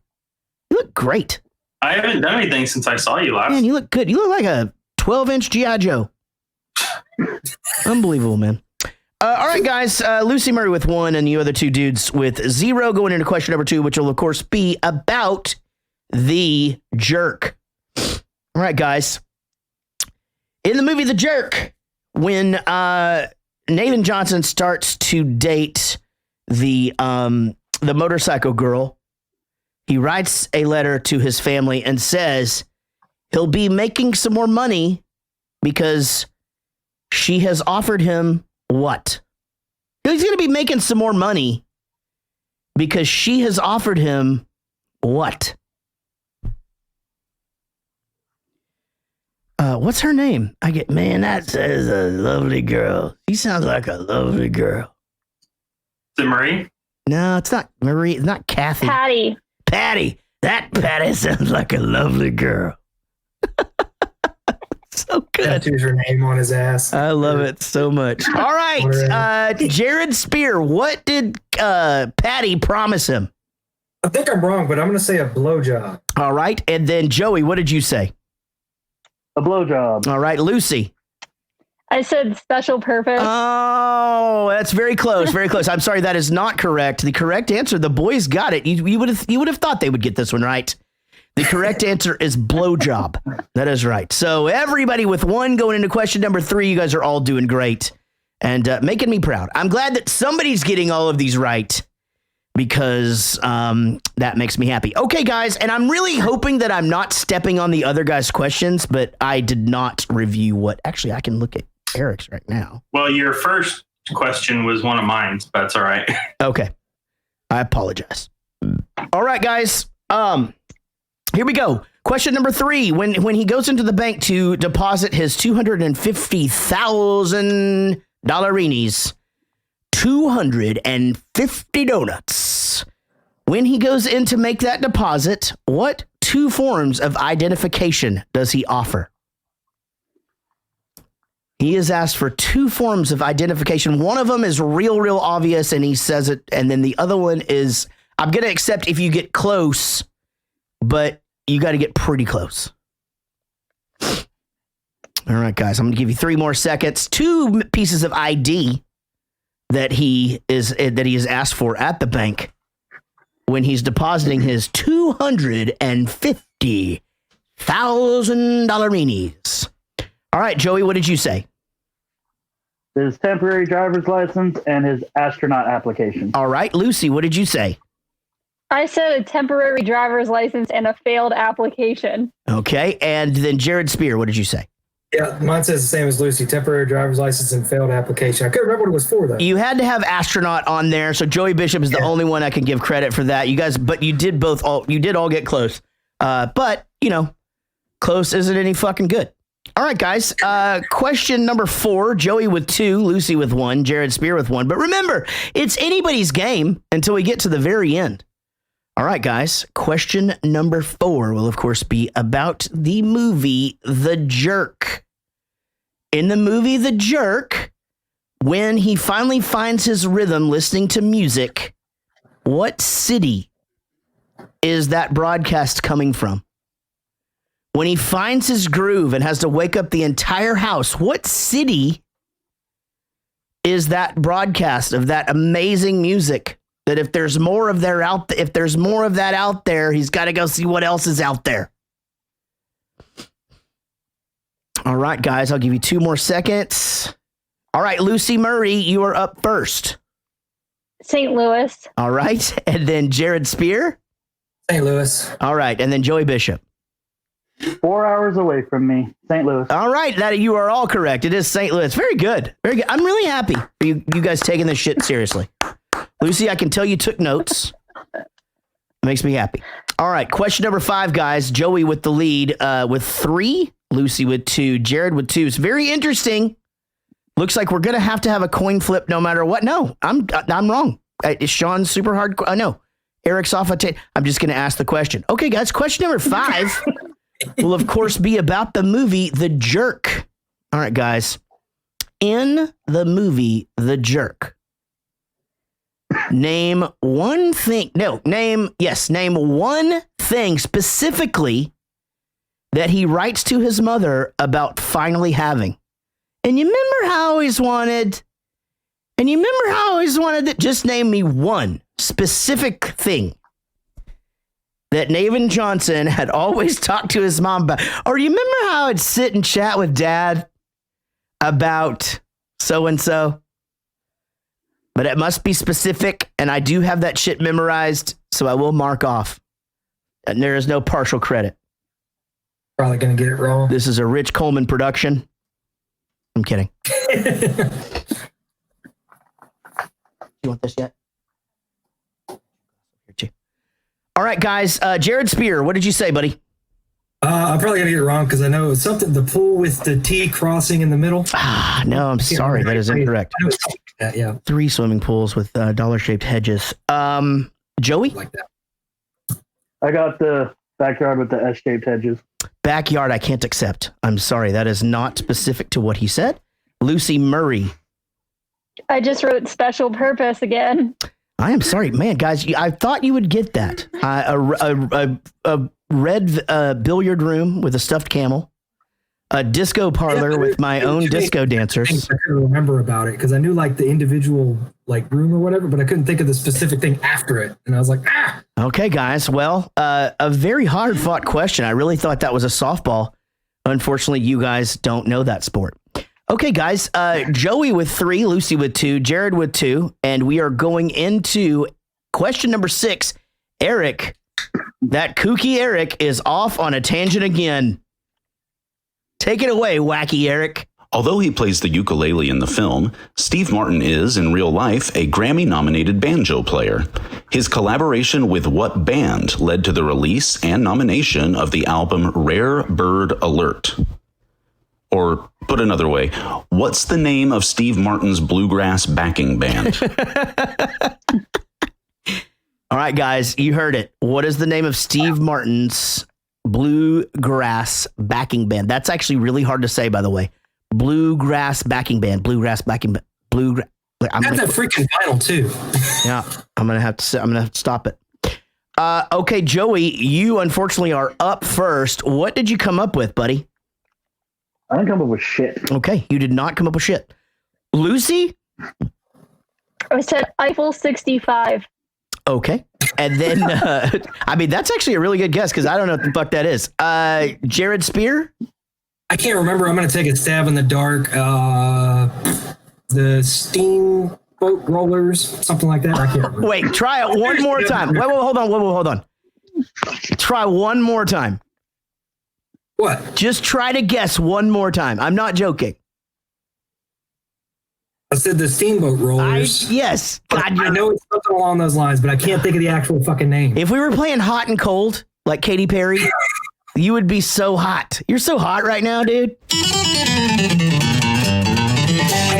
I kind of figured you wouldn't know this, and as usual, I was right.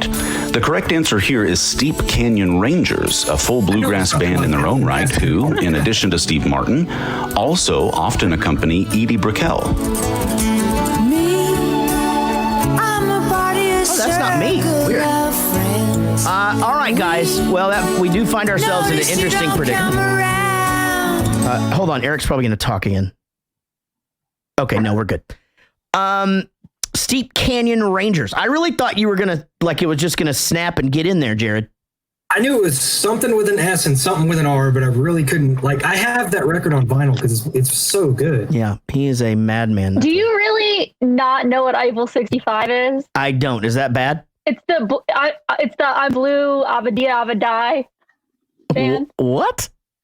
There's a song called Blue, like Blue. The whole song's about It's like the most annoying song in the world.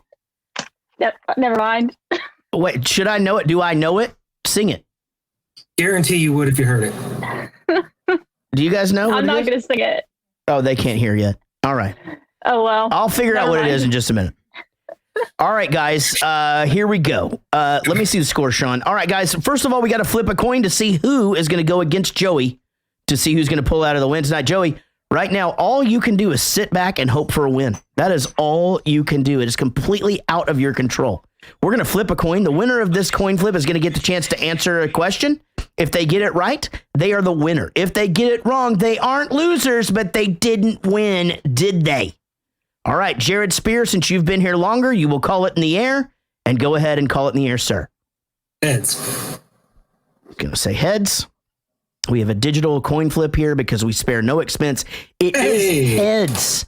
Lucy, I'm sorry. That means that you are now up to 3 attempts and 1 win, but it was hard fought today. You did come up with some great answers, and I'm very proud of you, especially not liking the movie, but and that fucking shirt should have gotten you a point there with your refresh and suck it point. I'm sorry I can't do that.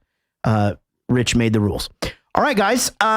So that does mean that Jared Spear, you will now get a chance to answer. Sean, super hard question presented by Will Varks, Navin R. Johnson 2020. The only jerk we need. All right, Jared. Question 1, question 2. Question 2. Why not? Navin invents a handle for eyeglasses so that the pressure is put on the frames. This invention later makes him rich. What's the name of the man that was gifted the first pair of optigraphs? Ooh, legitimate hard question, by the way, Sean. Bravo. Dude, I cannot think right now at all. Yeah, I'm not even gonna guess. I genuinely can't remember. Because I know it's his business partner that he made it for. But it is, yeah. And he actually doesn't give you the name until the one time in the office, I think. And he says it when he's buying and gas. I can't remember it. Yeah, he does. All right. Oh, that's right. Yeah. He says his name, buying gas, and Navin R. Johnson, selling gas, sir. Yeah. I can't remember what his name is, though. Well, that means this. That means, Jared, you keep your amazing streak alive with 11 attempts and 2 wins. Joey Bishop now with 4 wins and 6 attempts. That means, Joey, you quickly have gotten back into this game, and you will play for your first winner's plaque next time you play. For everybody, for Sean and for Steve Martin, we'll see you next time right here on Jared Goes to the Movies, 5 questions. All right, guys, hang out in the chat if you can. And thank you, guys, as always, for always supporting the show, and couldn't do it without you. And I actually mean that.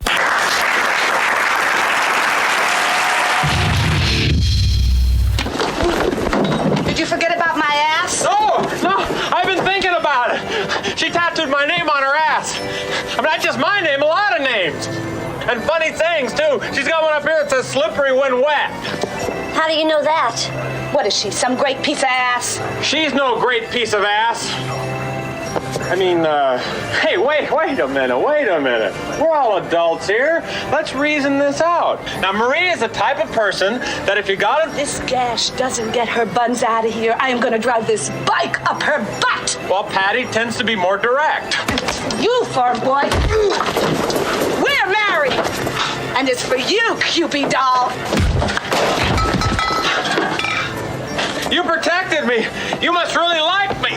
He goes, maybe when you're making love with him, you can think about me. Yeah. And then he goes, well, maybe you and I could make love and you could just be thinking about him. Yeah. Or maybe you and him could make love and you could think about me. He goes, well, I'd just be happy to be in there somewhere. Yeah. Man. All right. So the Omni grab comes in. Did Eric go pee again? Looks like it. We put on his invisibility cloak. Here, let me see. Hold on. We got a call coming in. Hello? Hey, she's hot. Oh, what, Angela? No. I was watching this movie and I was like, oh my God. He's back. Oh, who are you talking to? Hello? Yo. Oh, all right. We got to go, Tim. Yeah. That's what I'm saying. We got to go. Yeah. All right. You hanging up? Probably not. All right. Well, I'm going to fucking hang up, dude. But I'm fucking drinking. I understand that. I get it. Again. Yeah, I mean, it was one of my favorite movies. I mean, I never saw it, but it was an amazing movie, but I've never seen it before. I watched it this week. That one's always good. Oh, God, that fucking character of just... No, my favorite's the one with the daughter. Oh, he goes, oh, really? I wouldn't think you would like that one, Casey. Why? That's funny. Oh, God, no. It's the inflection on the word, like... Yeah, it goes, so hold on, here it comes. Is it this? What the fuck? No. Hold on, I'll get it for you. No, all you got to do is go on the internet, go to Google, search memes. What the fuck is that? Hold on. That's a very bad rule. All right, it's be in here somewhere. Microelectrical mechanical systems. Got it. What are they doing? It blew my mind. I was like, I'm trying to figure out what this movie is. No, but he plays gay parts, and he's the guy to go to. I felt like a kid watching this for the first time. This is the podcast. No, it's like the bathroom one. I'm trying to find it. I can't find it. Okay. Let's see. Fuck you, Rich. Nobody even that listens to this podcast still even remembers. Internet, go to Google, search memes. Oh, here it comes. I had to light a fucking match today, and my 4-year-old came in. She was like, "Why does it smell like shit?" My wife's like, "Oh my God. Oh my God. Oh my God." Oh man, God, we still have 3 clips left. We need to make a poll like who remembers Tim Tool. Oh man, so good.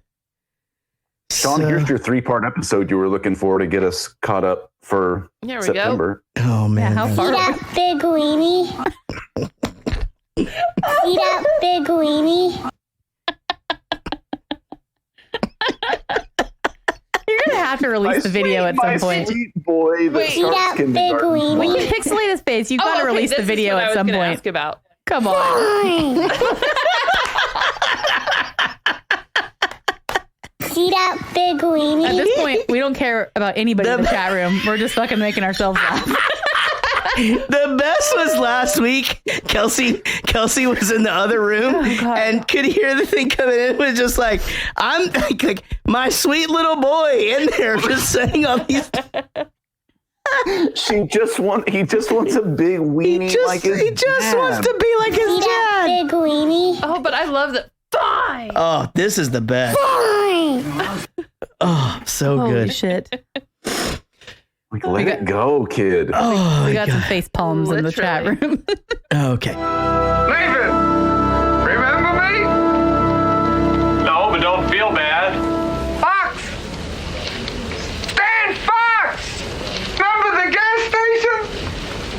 me. You are one hard guy to find. You don't remember me. The glasses handle, look. Oh, yeah. My glasses handle. Use the OptiGrab. OptiGrab? Yeah, we call it OptiGrab. OptiGrab. Opti from the eye, and grab from where you grab it. Opti-grabbing it. Nathan, my boy, we're in business. 50-50, just like we said. Right in here. I have your first check for 250 big ones. 250? That's just the beginning.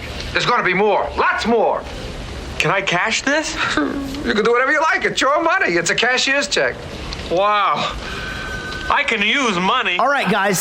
So there's the he gets the money for the OctoGrab, and this fucking scene again where he doesn't even know what he has. He's just like 250 big ones.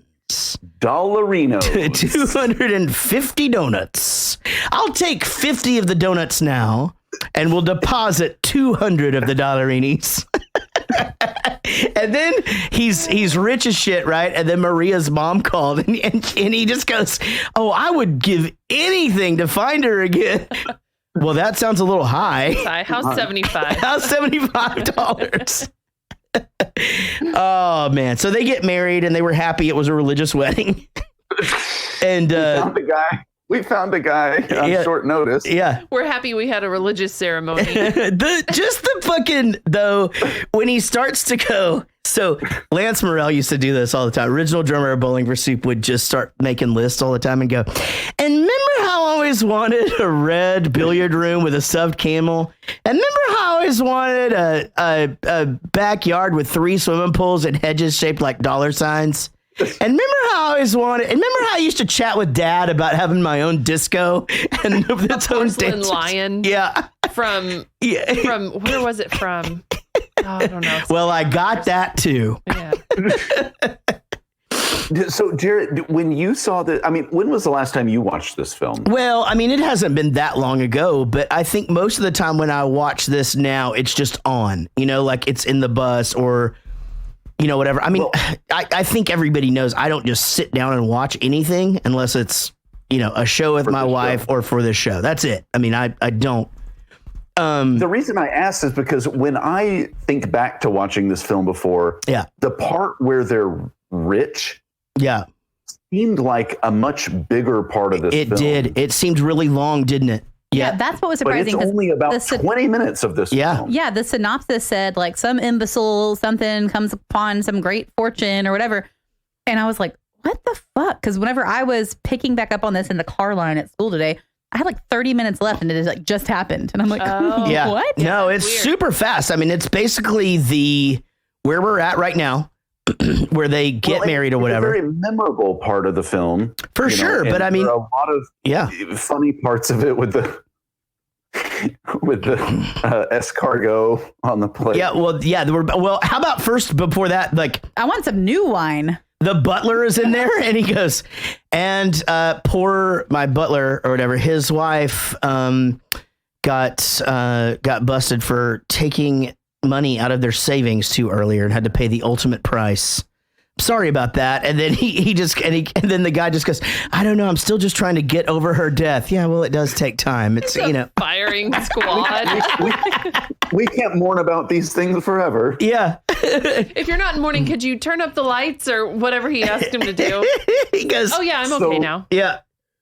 So there is a deleted scene when when the butler comes in and goes, there's some people from charity out here. And he goes, send them away. Right. There are people much more deserving than me. Right. So there's a deleted scene that didn't make it into the final film that I have seen before, where this guy comes, like a Texas, like redneck guy comes in and starts explaining that his private jet, the leather seats have started to wear down. And how can he possibly bring his friends onto his private jet to fly them to the Super Bowl if he has seats that look like this? And so like Naven writes him a check for $100,000 to replace the letter. Oh, we gotta fix that shit. Yeah. Because that's terrible. Which I'm sure you know all about. Well, I will say that Iron Balls McGinty was someone that we referred to quite a bit as kids. And how we got to that point, I don't, obviously that was edited out from the TV thing and yada, yada. But how would you know that's Iron Balls McGinty? Well, and that's right after the scene that you mentioned before that is 1,000% the one they would have to change if they. That's it. Yeah, absolutely. But in the context of the film and the way it starts and the way the family kind of supports him, that yes, you don't ever want to hear someone say that word, especially someone who's white. Right. But in the context of this specific scene, this specific film 40 years ago, it was perfect. It was perfect. I laughed at it just like I would have laughed at it, however long ago. I think it'll age fine in this particular context for me. I mean, I know nobody wants to hear it, but at the same time, if it's the innocence of not knowing really that you're even a color, that's sort of the point, right? I mean, so, I don't know. We can move away from that because I realize it's a sensitive time in the country and we definitely don't condone the word, but it exists in this movie and it's definitely, I can say that it usually makes me very uncomfortable, but it didn't in this movie. Right. Escargot, salad. Will Monsieur care for another bottle of the Chateau Latour? Yes, but no more 1966. Let's splurge. Bring us some fresh wine, the freshest you've got. This year's. No more of this old stuff. Oui, monsieur. He doesn't realize he's dealing with sophisticated people here. Marie, now just stay calm. Stay calm. Just don't look down. Don't look down. Look up. Just keep your eyes up and keep them that way, okay? Waiter? There are snails on her plate. Now get them out of here before she sees them. Look away. Just look away and keep your eyes that way. You would think at a fancy restaurant like this, at these prices, you would be able to keep the snails off the food. There's so many snails in there, you can't even see the food. Now take them away and bring me those melted cheese sandwich appetizers you talked me out of. Oui, monsieur. You believe this? First they didn't have the bamboo umbrellas for the wine, and now snails on the food. 2 boobs. That's what he takes us for. So, as you were saying, Eric, they're in a fancy restaurant, and he says to the guy, he just goes, yeah, we'll take some more wine, but no more of this 1966. Bring us some fresh wine, like from this year. From this year. It's like, oh, who do they think they're dealing with? And so then there's the snails on the plates, right? And we have acquired the kind of sophistication in just a few months that it takes people a lifetime to acquire. But when he sends the snails back, he goes, there are snails on her plate, whatever. You would think that a place like this at these prices, you could keep snails off the food. There's so many snails. You can't even see the food. And so he goes, take these back and bring us those melted cheese sandwich appetizers you tried to talk us out of. Oh, the entire thing where they have the 2 bottles of wine, the sparklets jugs by the tennis court. They bubble up. And they pull the crystal glasses out of the receptacle. Maybe that's why I felt like the rich part of this film was so much longer, because there are so many quick hitters in this. It really is. I mean, it's laugh after laugh after laugh. And then they find themselves in the disco and Carl Reiner's on TV leading the lawsuit. And here's an example. And it's got a car run up and then it blows up and he goes, cut. Now, had I said cut on time, those actors would still be alive. And everyone just leaves. And he starts writing the checks for $1. 9 cents. That was the one thing that I got off of this particular watch that I said the one thing. I got 4 or 5 things off this watch that I'd never had thought about or put together. But he goes, So, the winner of this law, so we're gonna go ahead and judge this case to Mr. Carl Reiner and the other 9,987,652 plaintiffs. So it's $10 million. Everybody gets $1.09. You know what And I thought he of during that is. legal scene, though? I'm like, wait, where's Homeboy, who was like in 50-50 with this guy? Wouldn't he be responsible You would for think half of so, this? right? Well, he probably wasn't being a fucking asshole and spending all of his money on stupid shit. He took care of his half. Right. Well, and this guy was the inventor, right? But how about when he goes, Iron Balls McGinty, paid to the order of Iron Balls McGinty, $1.09. So, did we skip the part where Naven is running after Marie, and so he runs out with the dog covering his crotch? The dog. And then grabs another dog to cover his ass. Yeah, we picked that because that's before he runs from the guy. I mean, there's so many. But I mean, I sing that fucking Thermos song all the time. Oh, I'm picking out a thing for you. And I just back to that scene where he gets the letter and it's all wet and he goes, "Dear Naven, I could her yet." Again, I wanted to yawn. Yeah, yeah, I get it. Totally get it. Funny shit though. All right, now again, this is one of those things where to me this is so historic. It's weird if somebody hasn't heard the bit where he's like, "I don't need you. I need this ashtray, the paddle game, remote control, the matches, this lamp, and this. I need this." And then the last thing's the magazine until he gets to his dog. And I don't need my dog. It's because, well, me and my faithful dog are going to go get Marie. She looks just like you, except she's white and blonde. Oh, man. It's good to see you liking a comedy like this. You don't really like dumb movies. This movie isn't dumb, though. That's why. Well, it's smartly written. That's pretty dumb. Well, that's some Steve Martin shit, though. It actually, his books are really good because he has a book called Born Standing Up where he discusses his comedy.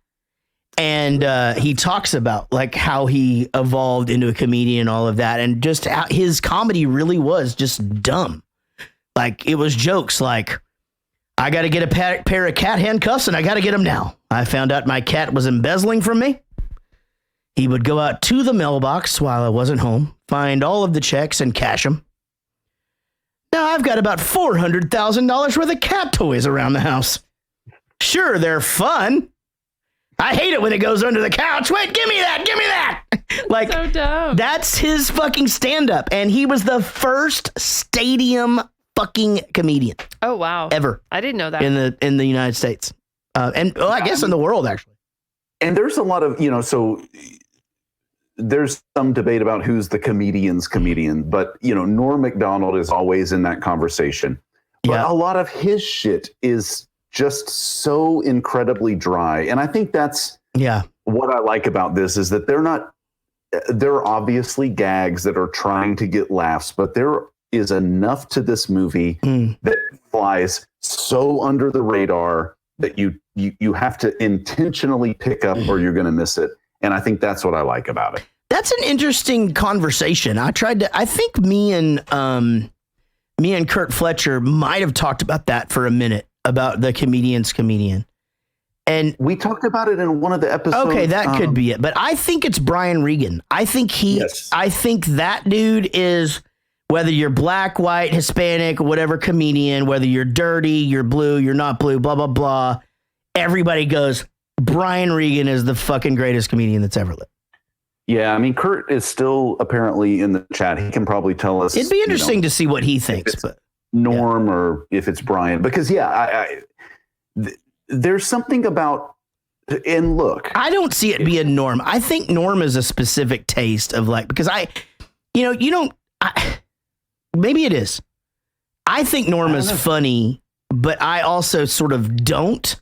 Casey and I watched the last season of Last Comic Standing, and like, I thought he was hilarious the whole time. He was amazing, and he was a judge, but like, there was literally times where the guy just wasn't making any sense. I know, but that's like his thing. It's very it's meant to make you uncomfortable. Did you ever see do that on his show he talk did? Shows. Yeah. I like that. Did you ever see his talk show that he had? What was it called? It was just like the Norm Macdonald show. I don't know what it was. It was something crazy like that. Oh, yeah. No, that's actually Judge Judy's on that. Yeah. Have you seen that? It's on Netflix. He's less Eric. crazy with her. It's a great show. You should watch it.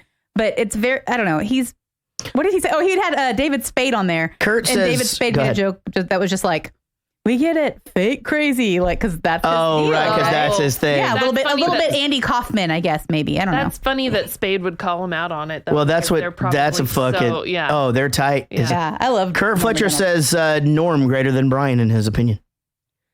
I think the thing about Brian Regan that makes him the comedian's comedian is he takes those everyday jokes and he could go to a fucking picnic and tell them, and he would make everybody laugh and like not alienate anybody. But again, then fuck it. You could have Anthony Jeselnik just say anything and alienate everybody, and then the people that you like will laugh. That's the funniest person to me, I think, living. I really do believe that. I think that I don't know that I think there's anybody funnier than Anthony Jeselnik We went alive. to see, I know we've told the show. Do I? Right now? Yeah. I think that he's your favorite at the moment. Yeah, maybe not living. Yeah. We went to, we met up with a couple that are friends and fans of Jarrett's, and we decided we were going to go to see Anthony Jeselnik, and they were like, oh, we'd love to go. We want to go to a comedy show. And we literally like walk in. The lady that works there is just like, oh, hey, actually, those are your seats. Fuck it. I got you better seats. They take us up to this box. It's awesome. It was like such a cool experience. And I'm like, she's like, oh, this is going to be so great. Y'all have never seen him. And like lights go off and she goes, yeah, I mean, as long as there's nothing like racist or like about hurting children, I'm fine. And we were just both like, uh-oh.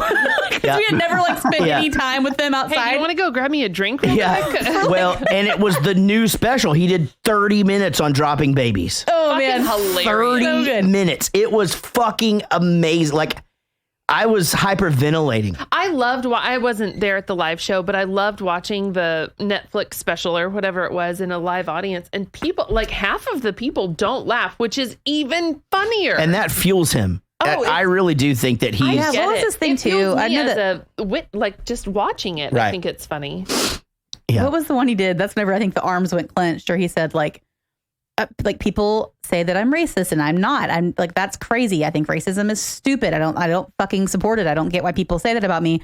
I think it's really fucking dumb to separate groups of people based on how they all act. And like arms went crossed, and then we were just like, okay, they're never going to want to hang out with us ever again. I remember when you guys went to that. I feel like we were friends at this point because you guys we were. It was during the it was right after the last Battle of the Legends. We're still friends with them. Yeah. We just had never done anything great. with them. It was just like that the first time you hang out with somebody. I remember the story like, oh, you guys will never believe this. Yeah, this is what happened. So uncomfortable. Yeah. Well, and look, I understand why it's not, apropos at the time or at the moment, but like Louis C.K. blew my mind when he first came out, when comedians were kind of being masturbators and just kind of, yes. I mean, obviously he's, a fucking creep and there's a lot of weird shit, but the actual stand up, if you can separate the artist from the art, then the art is really fucking funny. And I remember just the first time I watched one of his specials and just going, I've never heard anything like this. There's no question. That dude's observational comedy is like next level. Like it's dirty Seinfeld. It's like, okay, like this is like if Seinfeld's going to have the suit on, this is the fat t-shirt guy, that just makes a lot of sense. It's a shame, that he got himself into trouble. Hopefully, at some point. I definitely, absolutely am not victim shaming, whatever. The guy used his power to put some women in an uncomfortable situation. That sucks. But as far as like the media and the people and the stuff, the fact that everybody was so shocked that the guy just talking about fucking jerking it and masturbating all the time was like jerking it and masturbating all the time. Yeah. Is crazy. Yeah. Like the shock. I mean, I get that like you have to do something and people have to react. But like, I was like, why is everybody acting like they were surprised that this guy likes to fucking masturbate in front of people? He has like 10 jokes about masturbating. He literally talks about just masturbating in front of people all the time. I was so glad to be going home. I remembered the days when I sang and danced with my family on the porch of the old house. But things change, and with all the additions to the family, we had to tear down the old house, even though we loved it. But we built us a bigger one. All right. So, his parents find him, and he's like, how'd you find me? And his dad goes, I don't know. This is the first place we looked. Like on this back alley staircase. Yeah, exactly. Son, you better get back in the back with the dog. And it's such good writing. Back in the back they go. I don't care if you're dirty. Yeah. And then they go in and say, oh, but that smell. Dirt. Yeah. Oh, this Nathan. Woo! Yeah. So Bernadette, so I have seen this, and I don't know much about Bernadette Peters, and I really know her from this and from Annie. Fine. But so in my mind, she's one of those like, where are they now people? Yeah. Oh, yeah. She's for sure like accomplished Broadway actress. Huge. With multiple Tony Awards. Yeah. Huge. All kinds of stuff. I had no idea. I looked it up for this. Big deal. show. She's a big deal on like that, on that scene. I mean, like fucking. And I'm sure you could tell like her singing voice, not just on Tonight You Belong to Me, but when she's singing when Naven is in the bathtub before the thermos song. Yeah. She's a phenomenal singer. Yeah, she is really good, man. Yeah, she was on like Hello Dolly and stuff, right? That was like the big deal, She right? was, yeah. I remember her from Annie, obviously. Yep. Yes. Yep. And then the Cinderella. I don't know if you ever saw Cinderella, but with Whitney Houston and like and Brandy. No. Oh my gosh! Yeah, I forgot about she's in that. The Yeah. boy is mine. No, I haven't. That's the one. No, it's not it. I have not seen that. It's funny how this is one of those things, though, how when you're a kid, you don't really know like how attractive she is, and then you're an adult and you're like, God damn, Bernadette Peters was hot. Put some clothes in your this ears. film, You know? for sure. Yeah. She looked good. Well, man, I'm glad we did this movie. I mean, the circumstances are a little bit weird. If you're listening to this, we kept losing our ability to do clips during it. So we did the best we could, and we've had a great time. Need to hear the clips? Listen to the audio version. There you go. Well, that's what I'm saying. If it seems a little bit odd, because this is an audio podcast, by the way. This one? This one, yeah.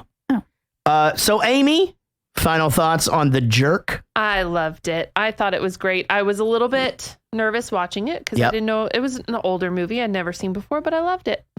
Very funny. I'm really glad. Casey? Maybe built it up too much at first because I knew it was one of your favorites. Maybe that was the issue. Yeah. Obviously, I love Steve Martin, but not. I think when you go into a situation like that, right? I could watch this movie probably 3 times and maybe I think it was funnier the 3rd time. Yeah. I think when you're going in and Eric going, this is my favorite comedy ever. And me going, this is one of the greatest movies of all time. And like, I'm sitting there with you going, okay, this is important. This is really funny. This is a thing. Yeah. I was expecting it to be like as funny as I thought Arthur was because you put that one up and as funny as I thought Real Genius was. And in this one, I was just like, I think if you watch this one again, it would be up there with those. I really do. This is the reason why I wish I was watching The Office for the first time with Jarrett, because I want to be there sitting there to see if he finds the things funny that I find funny. Oh, she does that. Yeah, she sits over there and waits to see if I laugh or what I'm going to do and yada, yada. Then, or sometimes she'll be on her phone because she's zoned out. She's seen it 2 or 3 times or whatever.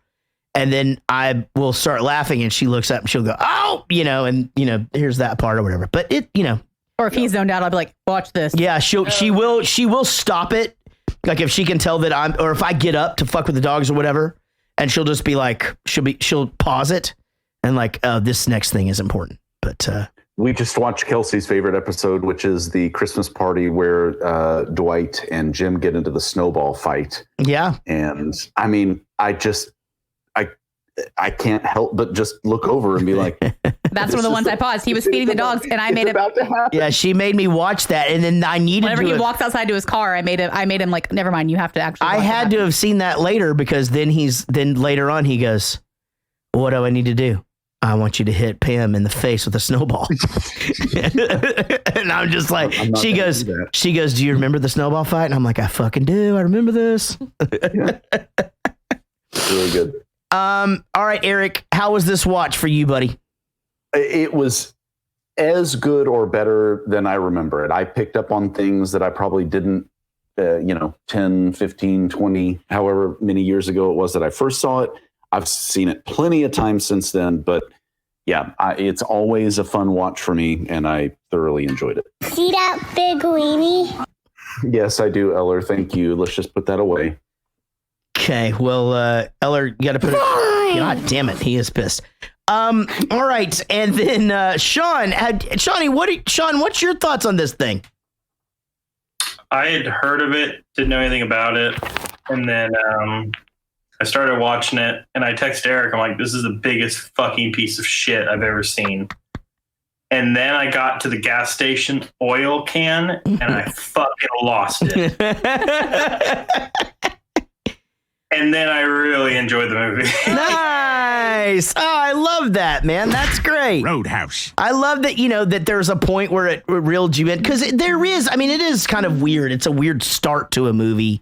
To me, it doesn't make sense that it's called The Jerk. It should be like The Idiot or something like that. I thought the same thing. Yeah. That's kind of like what, that was like what they meant by actually, it. Kurt Fletcher can probably answer this. I don't think that it was originally called that. But yeah, you're right. Like it shouldn't. Like that's a weird use of the word jerk, the whole right? movie, I was like, wait, where is he the jerk? And then at the very end, so I kind of got it because he even said it like, I'm such a jerk.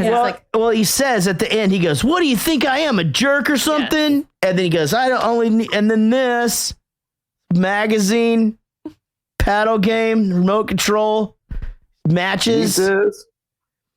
Well, you guys know I love this movie. I'm glad that we finally got to it.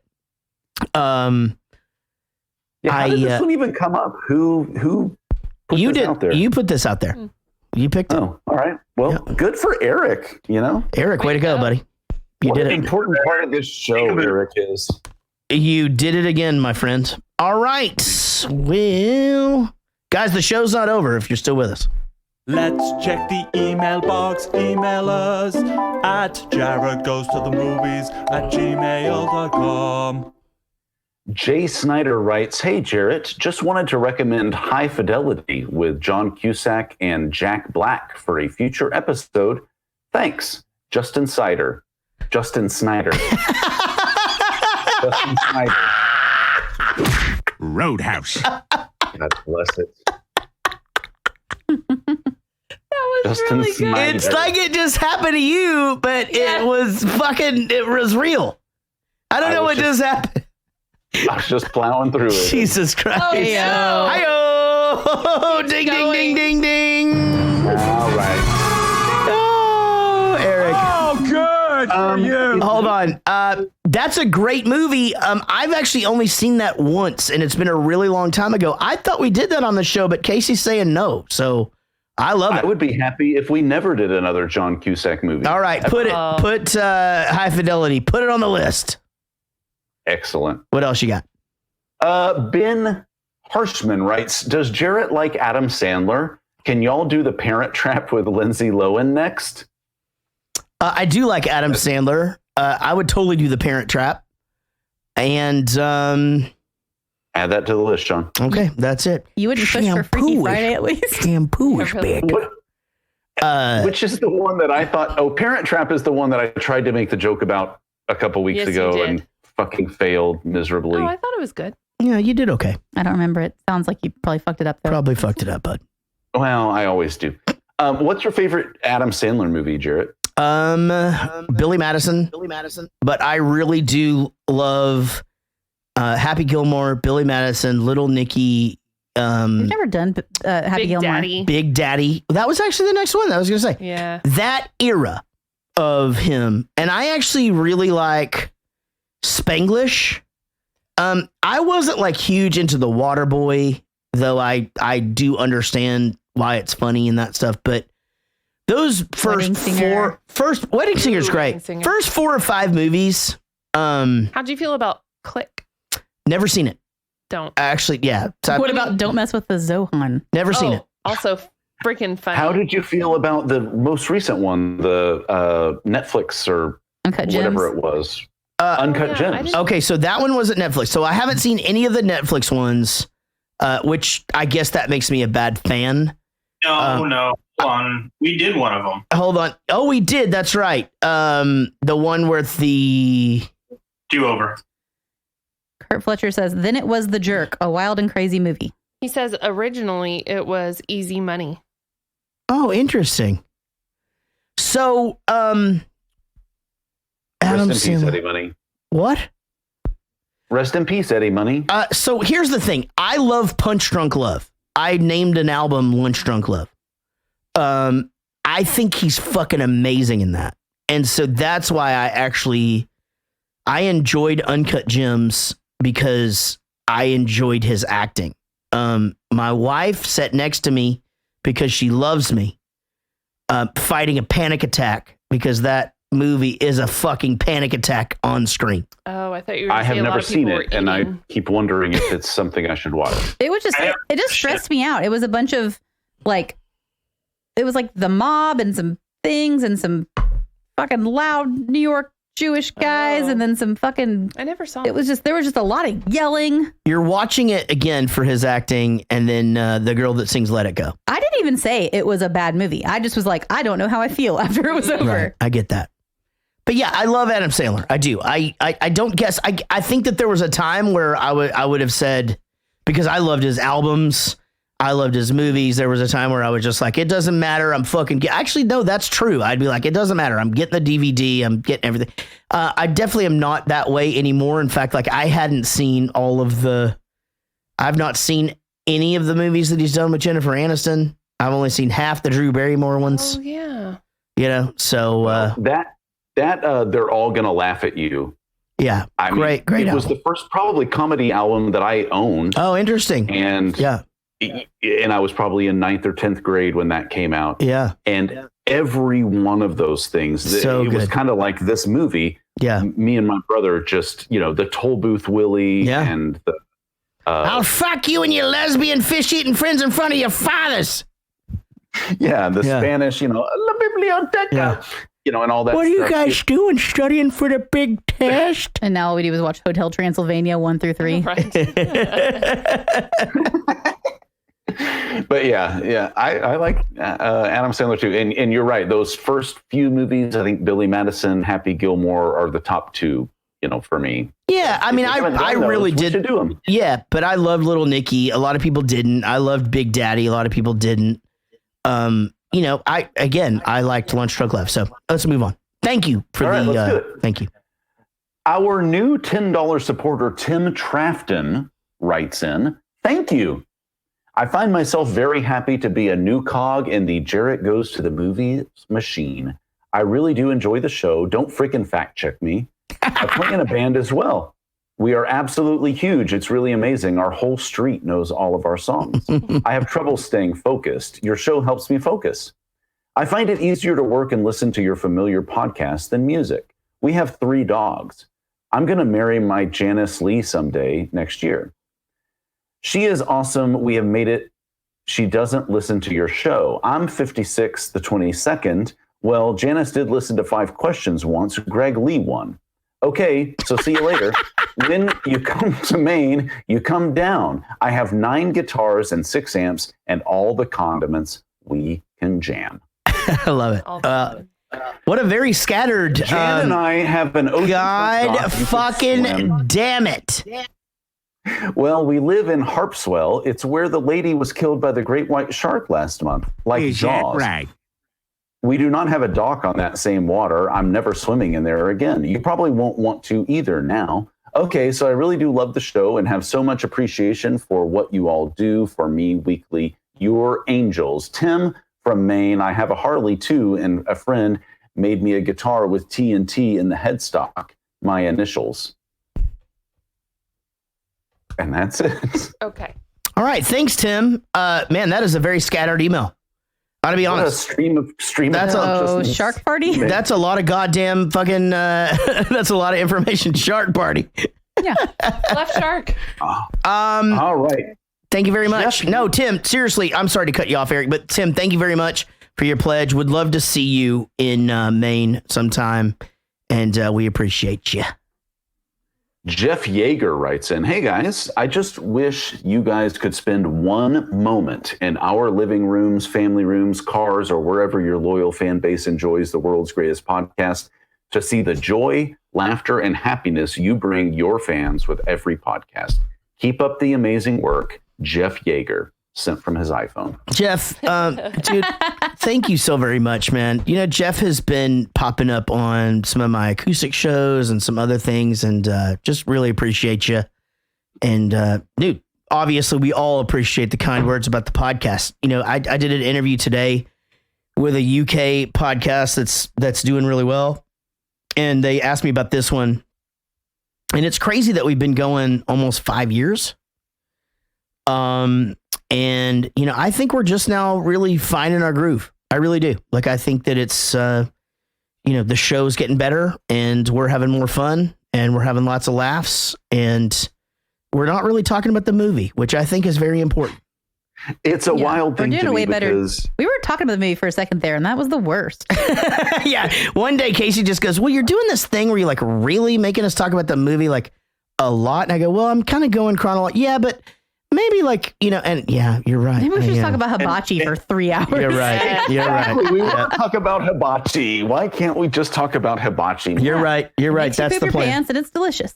That's the plan. It's kind of a weird thing though, because just for people who listen or even people who watch, just to be able once a week, for me personally, to be able to watch a movie once a week, whether I like it or I don't, and know that at some point that week I get to hang out with my friends and talk about it and laugh. And in the meantime, I'm texting Sean about whatever, you know, I've made friends from this show. It's fun to do it. And I very often don't think for a second about the fact that there are thousands, tens of thousands of people who make it a point to listen to this. It's not on my radar. What's on my radar is how much fun we have doing this. I think it's funny too. You know what, man? You're so spot on. It's like we do this live on the internet because for some reason that's where we work towards, and we get 40 people in here, and then fucking. I know. I'm always just talking to those guys. I always forget about everybody else. And then there's fucking 2,000 people that listen to it every Friday. You know. And it just, you know, it's one of those things where it's like it's growing and it's awesome. And you know, I said this early on, you know, this made me and Casey, you know, we spend a lot of time together. Actually, we spend a odd amount of time together. Uncomfortable amount of time. An uncomfortable amount of time together. But, you know, it does. It's like, hey, here's something we have to do. We're going to watch this movie. You know, we can't, you know, just watch The Office or that fucking, you know, lumberjack porn you like. Yeah, we ran out of murders. There's no more murder to watch. Yeah, there's no more murder to watch. We fucking, I'm serious. Like, we have reached the end of Netflix murder. Yeah, like 5 years ago. All the murders. Yeah. 5-6 years ago, they said 100 new episodes of Forensic Files. Oh, we were that's like, true. fuck yeah. Then I was like, oh man, I guess maybe that means 100 more murders, but also, fuck yeah, let's do this. And then we then we went there, but it was 100 new episodes on that channel. We had already seen them. Yeah. Oh, rude. Yeah. All right. What else you got, bud? All right. Hey guys, had to make sure my text was ready for the next episode. Hey, that's a Dr. Dre song. Till the next episode. Snoop, Snoop, Snoop, Snoop. Is this a text? Snoop. I don't have any way of knowing that. Sean says yes. Okay, so this is a text message. Sean says nod, thumbs up. Okay. Anyway. Wait, start over. Now we'll listen to it like it's a text message. Hey guys, had to make sure my text was ready for the next episode.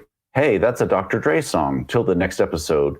Snoop, Snoop, Snoop, Shoop, Shoop, Shoop, Shoop, de Doop, Shoop, Shoop. Anyways. Scoopily poop. Scoopily poopily poop. Anyway, I hope you all are doing well. It feels like it's been 18 days since the last live stream. It's been exactly 18. In case you looked it up, I did the hard work for you all. I've missed you all. Let's get down to business. I don't got no time to mess around. What is this? Must be a circus in town. Would shut the shit down. Can I get a witness? Hell yeah. Must be a podcast in town. Let's shut the shit down on these clowns. Can I get a witness? Hell yeah. Jarrett, man, I'm so thankful for the work that you put in. Everything you do.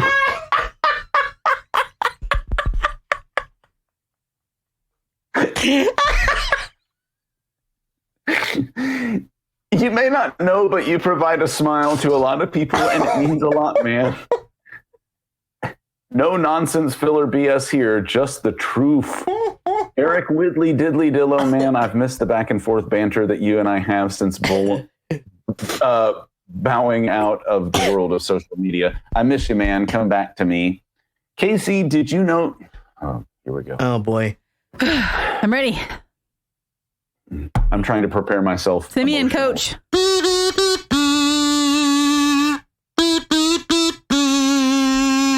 It sounds really cheery that way. It's because it's broken. Casey. What's up? Did you know that someone did a country version of a Slipknot song? You've got AIDS. Yes, you've got AIDS. Not HIV, but full-blown AIDS. Hey, we got a teacher trying to get out of here. Let's keep going. I was like, what? I don't know who it is, but he dressed up as a cowpoke, as we call them here in the great sunshine state of Iowa, but then he put on a Slipknot mask, and I was like, Wee-oh. P.S. I haven't listened to it. Amy, lady, you're so cool. Great mom, great lady. Overall, great. Amy Pitzinger. Sean, man, I could go on all day saying how cool you are and how hard you work, man, but I'm sure it will annoy you, so I'll just say you rock, dude. Can't wait to come down and hang with you all. I love you, and I'll see you guys around. Cool guy from the 5-1 Fizzle My Nizzles. And I do believe that is it. Okay. Thanks, Vinny. We really appreciate that. Y'all enlighten me. Is the 515 guy Vinny? Yes. Yeah. Oh, okay. 1,000%. So he was writing email. It's not him, but we have conclusive proof. So so he used to write text to fuck with himself. I mean, it's a brilliant bit of comedy. I said that if it is him, it's brilliant. Because he made fun of himself writing into us. He says that it's not him. And it's weird because he has signed his email or his text messages, Vinny Cataldo, cool guy from the 515. Yeah, he did it. He actually did it on the 5 questions one time, right? He was cool guy from 515. The only thing that makes me think that it's not him is that the emails are funny and he's not. Well, that's what I'm saying. That's what I'm saying. That's what you're saying is the brilliance of it. That is why if it is him, it's brilliant because he has literally fucked with himself so much that he's become a character. He's reversed the whip. Okay. However you do that. All I'm saying is if that's him, it's the fucking funniest bit ever. It's still funny either way. But if it's him, we know where that cell phone is registered to. Guys, connect with us. Our website is JarrettGoesToTheMovies.com. Facebook, Jarrett Goes to the Movies. You can find us at Facebook, Jarrett Goes to the Movies fan page as well. I'm sorry, I'm going to take that again. You don't have to edit this, Sean. Don't edit this deep into the show. Just fucking who is still listening anyway? Don't go this deep. Sean knows that we don't listen to the show and he can do whatever the fuck he wants. Yeah, that's true. I don't even think the show's funny anymore. Sometimes I say, don't put that in, and I don't know if he listens. He edits out just like, fuck you, you won't know. Yeah. He edits out all my jokes, and all you hear is canceled. All you hear is, Sean, what'd you think? I kind of liked it. Wasn't too bad. I listened to 10 things I didn't watch it about you, and I asked him, "What's your favorite commercial jingle from Northern California?" And he just goes, "Something about this guy and his dog." No. I love that Luke Bryan showed up. Yeah. I said Cal Worthington and his dog Spot. Y'all gotta go look it up. And that was it. I was like, oh, okay. Well, cool. All right, guys. We have a Jarrett Goes to the Movies fan page on Facebook.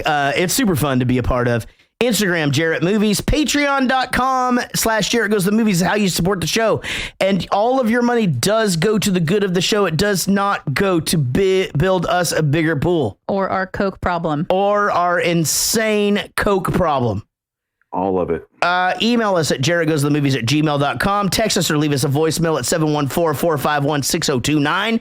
Thanks for sharing the show. Holy shit, do we have a list this week. If you share the show, you can be part of this list. Here goes. Drum roll, please. Not that. Fuck. Shit. Eric, do a drum roll. Oh, God, this is the hottest gay sex I've ever fucking had. Jesus Christ. Do you always have to do that? I'd like you to go all the way to the bottom of my penis. Yeah. Eric, for real, a drum roll. That's pretty good. All right, thanks for sharing. Joey Bishop, Barry Ferguson, Vinny Cataldo, Gage Strickland, Justin Buswell, Chris Pulse, Simon Rogers, Joseph Visquez. Oh, it's Visquez Joseph, but it's Joseph Visquez, right? I thought about flipping it around, but on Facebook, that's how it's listed. It's 100% Joseph Visquez because we've had that guy before. Riley Reed, Misha Chanel, Aubrey Lee Neal, Stephen McCracken, Jared Spear, David Kendrick, Carrie Lynn Abner, Amy Pitzinger, Celeste Mary Meadows, Jason Harrell, Tammy Miller, Destiny Benedict, Hope Henderson, Mia Khalifa, Alyssa.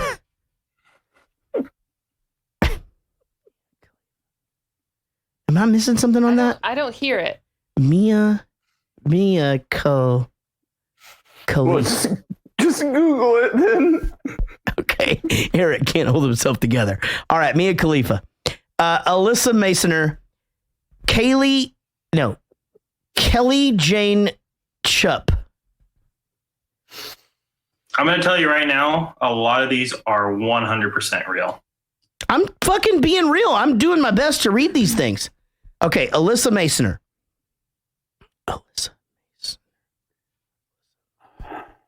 Is that funny? Alyssa, or is that really her? Okay. No, these are real. Okay. This girl's name is spelled like this. Like her fucking parents are assholes. I'm thinking it's Kelly Jane Chupp. Okay, Kelly Jane Chupp. Jackie Kristen Nicole Patino. Crystal Bales, Kimberly Johnson, Crystal Nicole Jones, Avery Joe Combs, Raven Howell, Arika Longakit. That one's real. I'm just laughing because I think you're about to laugh. Arika Longakit. I got that right. Kaylee Michelle Holcomb. Why are there so many of these like three things all of a sudden? What the fuck is going on? That's a lot of names. I was typing it in, like I was looking at the share list, and I'm like, this is fucking, it's insane. Megan, a lot of these shares came from that one post that I did. Like, what were you doing this time when you were 16? We got a shit ton of shares from that. Well, then do more shit like that, Sean. What are you doing all day? Social media guy. What are you doing all day? Not cutting your hair? Kaylee Michelle Holcomb, Megan St. Lawrence, Nathan Hooper, Brittany Rears. Oh, he's nodding. Uh-huh.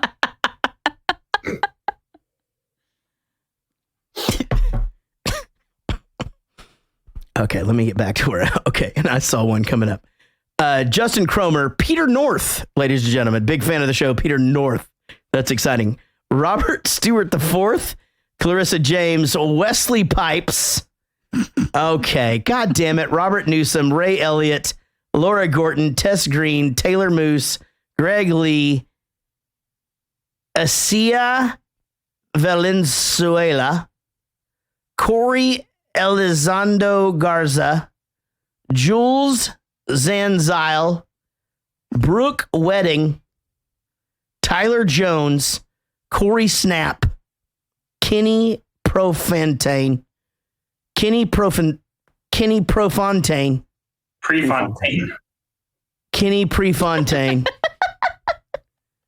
Jason Palladino. Man, I have no idea what the fuck just happened. That was a long list. You made it through that like a champ. Yeah, like a nailed it. professional. So podcast. can somebody tell me what I just did? Like, what was the theme there? Was that Go ahead, Eric. You can say the ones you did. That was a bunch of names that are they all associated with something? And I just fuck it. No, it was just a bunch of names you couldn't pronounce, apparently. Well, Yeah, Wesley Pipes is a name of a bong on a show. Mm-hmm. That's how I added in Brittany Rears, Wesley Pipes, and Eric did 3 porn stars. The rest are real. Oh, okay. Oh. Okay, that's funny because when I looked. Oh, never mind. You're right. Right. Mia Khalifa is a webcam model. Yeah. Well, good job. Guys, thank you so very much for listening. For Eric, good job. He's so proud of himself over there. He's done good. He's had a good night. So happy. And Casey and Amy and Sean, thanks for all you do. And for the rest of you guys, we'll see you down the road.